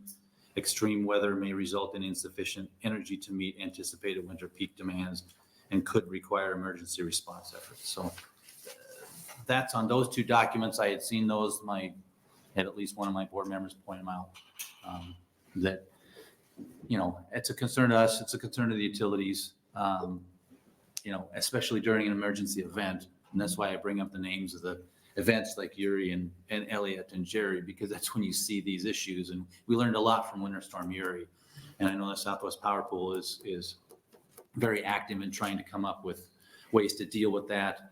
You know, one thing that my board members who are on the Regional State Committee, which is the regulators group at the SPP, has been to potentially reward or compensate our dispatchable units for their standby capability, because you dispatch the wind and solar and such, that the fuel's free, but you don't pay anything to the units you really need in an emergency that are probably more, you can call upon them when needed. And you are not compensated right now. So that was certainly an oversight. It wasn't intentional on SPP's part. I think they do a very good job. And the utilities and the regulators and SPP are working on trying to address that. So there's some compensation for that standby capability that doesn't put them at such a disadvantage, and the market therefore kind of forces them to have a financial incentive to close. It's not a silver bullet, like you've heard. There's no one silver bullet, but there's a lot of things involved like that that can help. And how long have you been on the board? I've been with them 25 years. And have you seen risk like this in your past 25 years, or is it more coming to head now, or? This is the shortest time frame before it would be negative that I can ever recall. There was one that was 6 years a few years ago. And I think it's a little different with the SPP in 2009 when our utilities joined that. It kind of changed the nature of a lot of this activity. So it is the shortest time period, and my board was very concerned about that. At the NPA's presentation to my board, the utilities assured the Power Review Board that if the load and capability report were to be done now again, there'd be different results, because there are units in the pipeline. Well, like how OPDPD has one coming up. Yes, and that would put them in the planned category. One of the problems was each utility had the ability to define planned, studied, and committed resources differently. And my board was, I guess I'd say, a little frustrated that there wasn't one cohesive way to address those terms. And we've asked them to have one definition now. So that is eliminated. So at least we know what the definition is, and all the utilities do, because that's going to be important going forward. The timing is another one on the NPA report, because there's a very short time frame when you're only a few years out. And my board's concerned it takes longer than that to plan and build one of these units. But the utilities assured us, and in our transmittal letter to the committee, we put in that letter that they have resources that they've been working on for a long time. We don't see them at the Power Review Board until they're ready to move on them. So we don't know what's going on in the background. They may have been working on something for years that we don't necessarily know about. Thank you. So, but just to be clear, the responsibilities of the Power Review Board extend beyond just your concerns with this bill. Well, I mean, yes. You referee fights between utilities. I mean, We deal with the service area changes and the compensation for one Lost utility taking over territory and lost all those territory and customers. We deal with the charter amendments, creation of a new district. They haven't done that for a long time, but we would be the authority that would do that. We have limited ability to deal with customer complaints. We aren't we don't have the police power regulatory authority that most commissions have around the country, because our utilities are all public power and have elected officials, so they have more direct accountability. So our system's a little different than most states that have private entities that need ostensibly more this regulatory isn't your oversight. sole focus. No, it's a very major focus, and it's important to the board, but we have a lot of other duties that we're involved in. Yeah, I was just trying to get you some credit. Thank you. Senator Kavanaugh. Thank you, Vice Chairman. Thanks for being here, Mr. Texel. And to give you credit, thank you for the blue book you gave us, which, right, this is from you, right? Yes, Yeah. and I must give credit to my staff. My paralegal put that together, and the committee council asked if the committee members could get one, so we had a new batch done. So I hope they're useful. Well, I appreciate it. It's nice. I've been looking through it while still paying attention. But my question, I wanted to get back to your technical comments. To clarify, line 18 on page 2, I circled placed on the state's electrical grid. You mentioned the word generation unit. Are you asking for clarification because you don't know whether that includes a power purchase agreement for a facility outside of the state or with a private entity, or? Well, the power purchase agreement, we don't have authority over power purchase agreements, but we don't know if we were to have oversight over some of this. I'm not exactly sure what placed on the state's electric grid means. If that means it has to be in Nebraska, if it has, it means clearly online. But exactly what that term means, the board's unclear. So it would help to have a definition of that phrase. And that's my question is there a interpretation of the way it's currently written that could include generation that's not in the state of Nebraska? I suppose. If it had transmission connecting it to our state's grid, you could say that that's placed on the state's grid because it, like Laramie River Station with LAS, it gets onto our grid. It doesn't have to necessarily be in Nebraska's grid itself already. It could be connected to the grid. So you can make an argument either way. And as attorneys, I could probably make an argument either way. And that's what my board would prefer to avoid, is us being forced to interpret it when we're not sure if that's what all of you meant. Right. This is why I'm asking these questions, because I hadn't really thought that through either. So then the other question is, does it have to be generation that is actually built and owned by the utility? Well, I think under the bill, it would, as opposed to who, if it's not the utilities. If a private developer develops it and they purchase power from them, would that be an acceptable? Well, I think, because that would be renewable, that wouldn't be one of the accepted sources. So I don't think that would work. No, because under this bill, they have to replace it with the set types of dispatchable units. So no. So, okay. And then my other question is to the definition of dispatchable. And this is going to get to renewable.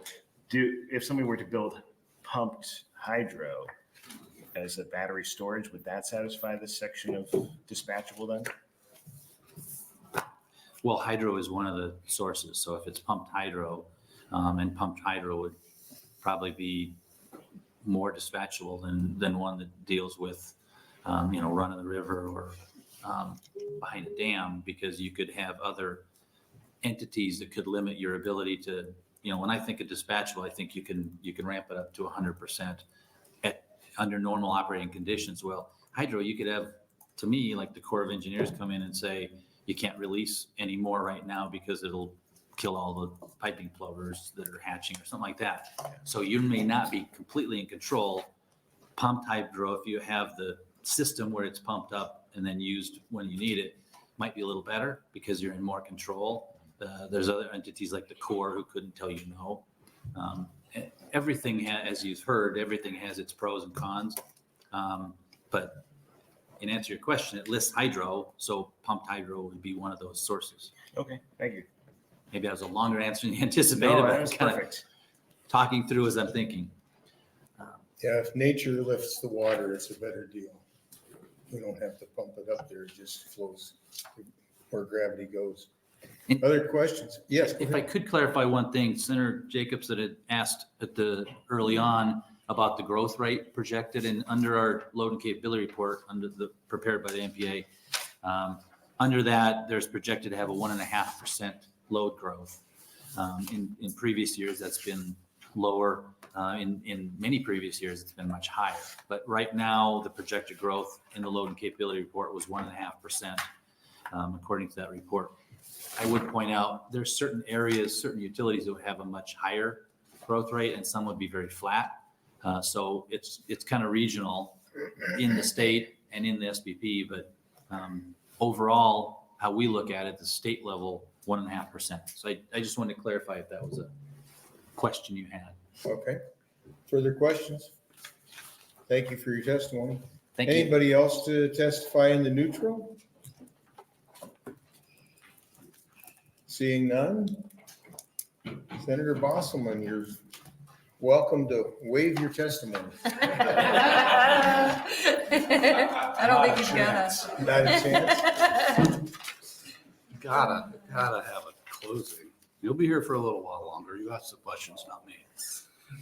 Answer a couple, there's some more handouts coming out, so I'll answer a couple of things, a couple of comments that were made. So the NERC report does take in future plan generation on the report. So it does take in that future plan generation. I think small utilities have the municipalities have a good comment there. I just don't know. Making sure that we have dispatchable for their cities and how that's done is a good question. Dispatchable generation in the bill is under normal operating conditions. SMRs, I think Senator Kavanaugh asked, SMRs are being built in other countries, and there's 25 SMR license applications that are out there by 2029 in the United States. I do take my understanding of what happened to the coal plants with OPPD was they did not dredge their intakes on the river, so they did not have the water flow because I contacted Cooper Nuclear Station just down the river. They didn't have to shut down because they dredge. And so my understanding now is that Cooper, Corps, and OPPD are working on that, so they don't have that issue again. So part of it is a planned maintenance type thing, you could say, but that's just a couple of comments. So, well, you've heard the doom and gloom of this bill. Public Power says the legislature has no business with oversight of a political subdivision. However, that oversight falls squarely in our purview. The Power Review Board has no real oversight either, although they were created for that specific purpose. I will tell you this summer, Senator Brewer's office and myself tried to work with the Power Review Board and Public Power on coming to some agreements on how the Power Review Board could be more involved in generation and making new generation or the decommissioning generation even equal upon everybody. Basically, what we got out of that was here's what we're going to do, and you're going to have to prove it. And that this doesn't give Power Review Board any discretion whatsoever. It was a check the block type thing. So we didn't come to an agreement. So hence we have a bill before us today on dispatchable generation. Other opponents have said online, there are professionals in this area oppose the bill, yet our regulators are the professionals are explicitly warning us against the retirement of dispatchable resources. This isn't something I come up with. This comes from NERC. NERC has identified the lack of dispatchable generation as an issue for years. December 2018, NERC published their generation retirement scenario special reliability assessment, published in December 2018 to look at risk to various areas in the U.S. if plants, specifically coal and nuclear, had accelerated plant closures. That is, they looked at the stress analysis of 10 different areas of the United States to hypothetically see what would happen regarding margins in the different areas for electricity. NERC was careful to point out that the study was intended only to be a risk identifier, not a predictive forecast, stating, and I quote, "The scenario was selected not for its predictability or probability, but to illustrate unlikely but possible system stress. By mining recommendations from this unlikely scenario, the system can be made more resilient and unexpected or rapid changes to generation resource mix," end quote. What they did in the scenario was to look at accelerating a shutdown or closure of a coal and or a nuclear plant in an area. They looked at base load projections for 2025, and they tweaked their model to see what would happen if base load generation was shut down in 2022 for that area. Interesting in this study, it is called a risk information study, that of the 10 different areas in the United States, 6 areas were essentially resilient enough and could handle the accelerated shutdown. However, 4 areas of the United States in their model show that, quote, "new resources would be required to accommodate large-scale generation retirements contemplated in this stress test," end quote. SPP was one of those areas that indicated risk for meeting peak demand. We were identified in 2018 that this would happen, but in this model, this could happen.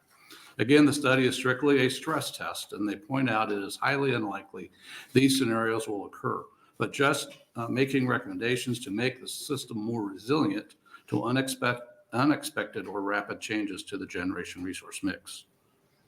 We see this playing out here in Nebraska and in the neighboring RTOs and in the MPA loading capability report now.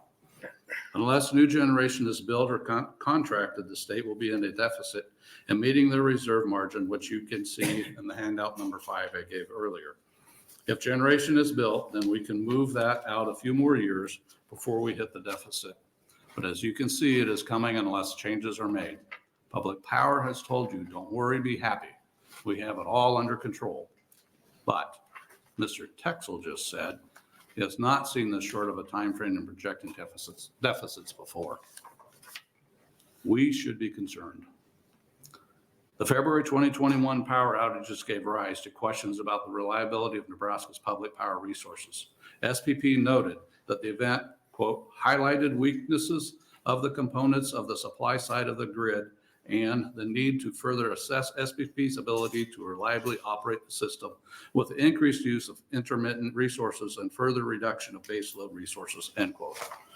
Barbara Sugg, President and Chief Executive Officer of SPP, has stated herself that maintaining reliability within the SPP is an extraordinary effort in itself.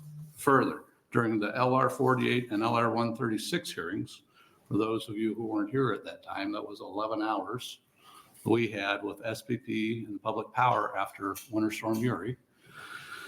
Mr. Nickel, Chief Operating Officer, responded when questioned about how SPP planned to handle the challenge to resiliency in the future. Mr. Nickel responded, and I quote, "we hope to address it," end quote.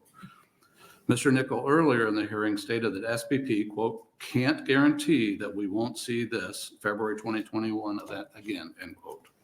I've recently written 2 letters to SPP requesting information on how they plan to address this event.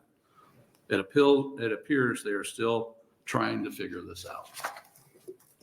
NERC released its long-term reliability assessment in December 2021. Again, this report states what I've already pointed out. Quote, "capacity shortfalls, where they are projected, are the result of future generation retirements that have yet to be replaced with new resource capacity," end quote. And that energy risk emerged when variable energy resources like wind and solar are not supported by flexible resources that include sufficient dispatchable, fuel assured, and weatherized generation, end quote. Colleagues, if we continue down this path of prematurely retiring dispatchable generation and NERC's projections appear to be coming true, we will almost definitely see rolling blackouts, if not worse, during our peak loads. Similar to what we experienced in 2021 during Winter Storm Uri, I've handed out a paper titled LB 1370 Information that lists many of these concerns of grid instability and unpredictability of intermittent resources are now realities. That's item number 6. It highlights many of these shortfalls in generation and the need for dispatchable generation at current levels or higher in the state. In January of this year, South Dakota's Public Utilities Commission raised concern that XL Energy, who was planning to retire 3 coal plants in Minnesota, decommissioning over 2,000 megawatts of electricity with no replacement. This is in addition to a 680 megawatt decommission last year. You can find additional information and concerns from South Dakota PUC in handout number 7. Remember earlier, SPP reported last month 6.8 gigawatts of generation of electricity was imported into SPP last month. This bill, and Minnesota is in MISO. This bill does not impede any new generation developments. It does not keep renewables from being built. It does require public power to maintain dispatchable generation at today's levels, which is currently at 8,585 megawatts. Creating state policy is what NERC has requested, and that is what this bill does. I'll end with a quote from Power Engineering International, June 19, 2023, article titled, U.S. Faces Reliability Catastrophe as Dispatchable Resources Retire. Quoting FERC Commissioner James P. Danley, and I quote, we know that there is a looming resource adequacy crisis, that the market operators have been explicitly telling us as much for years, end quote. That's handout number 8. I'll take any questions you have. Just one. Senator Hughes. Thanks, Senator Moser. I'm just really glad I'm not in revenue right now because I think we're almost done. But so question to you. I agree. It's horrifying what Minnesota's doing, and we're in and the whole Uri thing had nothing to do with us. It was Texas and then this bill is just for Nebraska. It's not going to solve the problem because the problem is the Colorados and the whoever that are closing their dispatchables in terms of, because I just heard OPPD say that they're bringing on some gas, which is a dispatchable, right? And they've approved however many more megawatts of this. Is your concern just in case we go that route of a Minnesota or a Colorado? The concern is if we continue to shut down dispatchable generation in the state of Nebraska, that when we need it, because what happened during Uri was congestion south. Right. In Oklahoma, we had to have the power here in order to keep the lights on. And we had rolling blackouts. Because of them. Right. And so if we have if our dispatchable generators here in Nebraska. I guess maybe that's my question. Keep that generation, the dispatchable generation at the levels it is today, then we should be able to meet those needs in the future. Right. But and maybe this is what I need to know. Is there a plan for Nebraska from OPPD, from NPPD, that they are closing these things down in the next 5 years or 3 years or 7 years? Do we know that? We know they're closing down North Omaha. Right, I heard that. We know they closed down Fort Calhoun, we know that. Mm-hmm. So they have done it in the past. What NERC has said that we have states need to develop a policy, and states need to do this because we're in a marginal risk of not having that generation when we need it. Mm-hmm. So what this does what NERC is asking us to do is to find a policy, put a policy in place to ensure that we do not retire dispatchable generation at the risk of not having that when we need it the most during peak loads.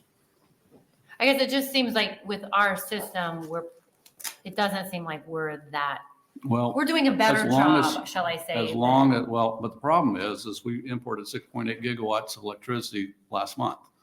You just heard Minnesota is almost 3,000 megawatts that they've lost. Right. 4.7 gigawatts of MISO that's going to be short. So we can't depend upon someone else, No, I know. our neighbors anymore. So we need to make sure that we have the generation here to meet the need when we need it. Mm-hmm. So we can't depend upon that. This is just doing the bill. The intent of the bill is to make sure we have that dispatch of those megawatts available when we need them. Okay, thanks. Senator Brand. Oh, thank you, Vice Chair Moser. Thank you for bringing this. This has been an enlightening discussion this afternoon. Thank you for bringing this bill. Yeah. So it kind of goes back to what the gentleman from Grand Island brought up. It's about cost. And so if we have dispatchable sitting on the sidelines, where's the balance? I guess how much pain do you want to inflict on a electric consumer to keep the dispatch? That's a great question. Do you understand what I guess I'm ask trying to ask? OPPD. They're spending $2 billion to do it. Okay. They're spending $2 billion because they're doing 2 peaking units and they're going to have solar, wind, and batteries. And the 2 peaking units are there to back up, as some will say, assure that generation is there when those don't perform. But that cost is borne by the ratepayers in OPPD. Sure. Sure. Until such Their time. decision. It's their board's decision, right. It only gets exported from OPPD at such time that somebody, could be. Southwest Power Pool needs it in Arkansas or in the NPPD territory. So I mean, It could be dispatched. I mean, if they have it. I'm not trying to be antagonistic. I guess I'm just kind of looking for some guidance here. Yeah, no, the question is if we start shutting down, I think NERC's concern is, and what NERC has said and what I've read and what I've seen, what NERC's concern is that we're retiring in general too much dispatchable generation, base load generation, and we're not replacing it with light generation. So we're going to run into problems. We have run into problems already. So we need to make sure the intent of the bill is to make sure that we have a dispatchable generation fleet, if you will, setting there that will meet the needs of the state, of our citizens when the time comes. Because if you decommission our dispatchable generation and we have another cold snap, is the grid going to be there? Is electricity going to be there? That's part of the concern that NERC has, I think. All right. I don't know if that helps. Yeah, it does. Thank you. Senator Kavanaugh. Thank you, Vice Chairman. Thank you, Chairman, for You're bringing not this out bill. of questions yet? I actually don't have that many for you, but I just figure we'll finish it off. And I do appreciate you bringing the bill too. It's been a really interesting discussion, and a lot of the conversation went in different places than I was expecting. But my first question, the folks who came in, the labor guys, they said they'd had a good conversation with you about their particular concern about those. Did you get a copy of their suggestion, or did they put it on your desk? For which ones again? The IBW and labor. I talked to them this morning when they came in. They pulled me off. Yeah, are you amenable to pursuing one of their suggested Well, that's options? part of what part of my opening was if you decommission, say, a coal plant, and you're going to build a SMR or a natural gas plant or hydrogen plant or whatever it might be, that you transition those jobs over, you make that part of it. That's I've said that all along. So yeah, I think that's part of their option too. And then my other question was just generally about, we spent a lot of time talking about the dispatchable, available, and all that part. And your bill has some specifically lists out what you define as dispatchable. And I know other folks don't like the bill at all.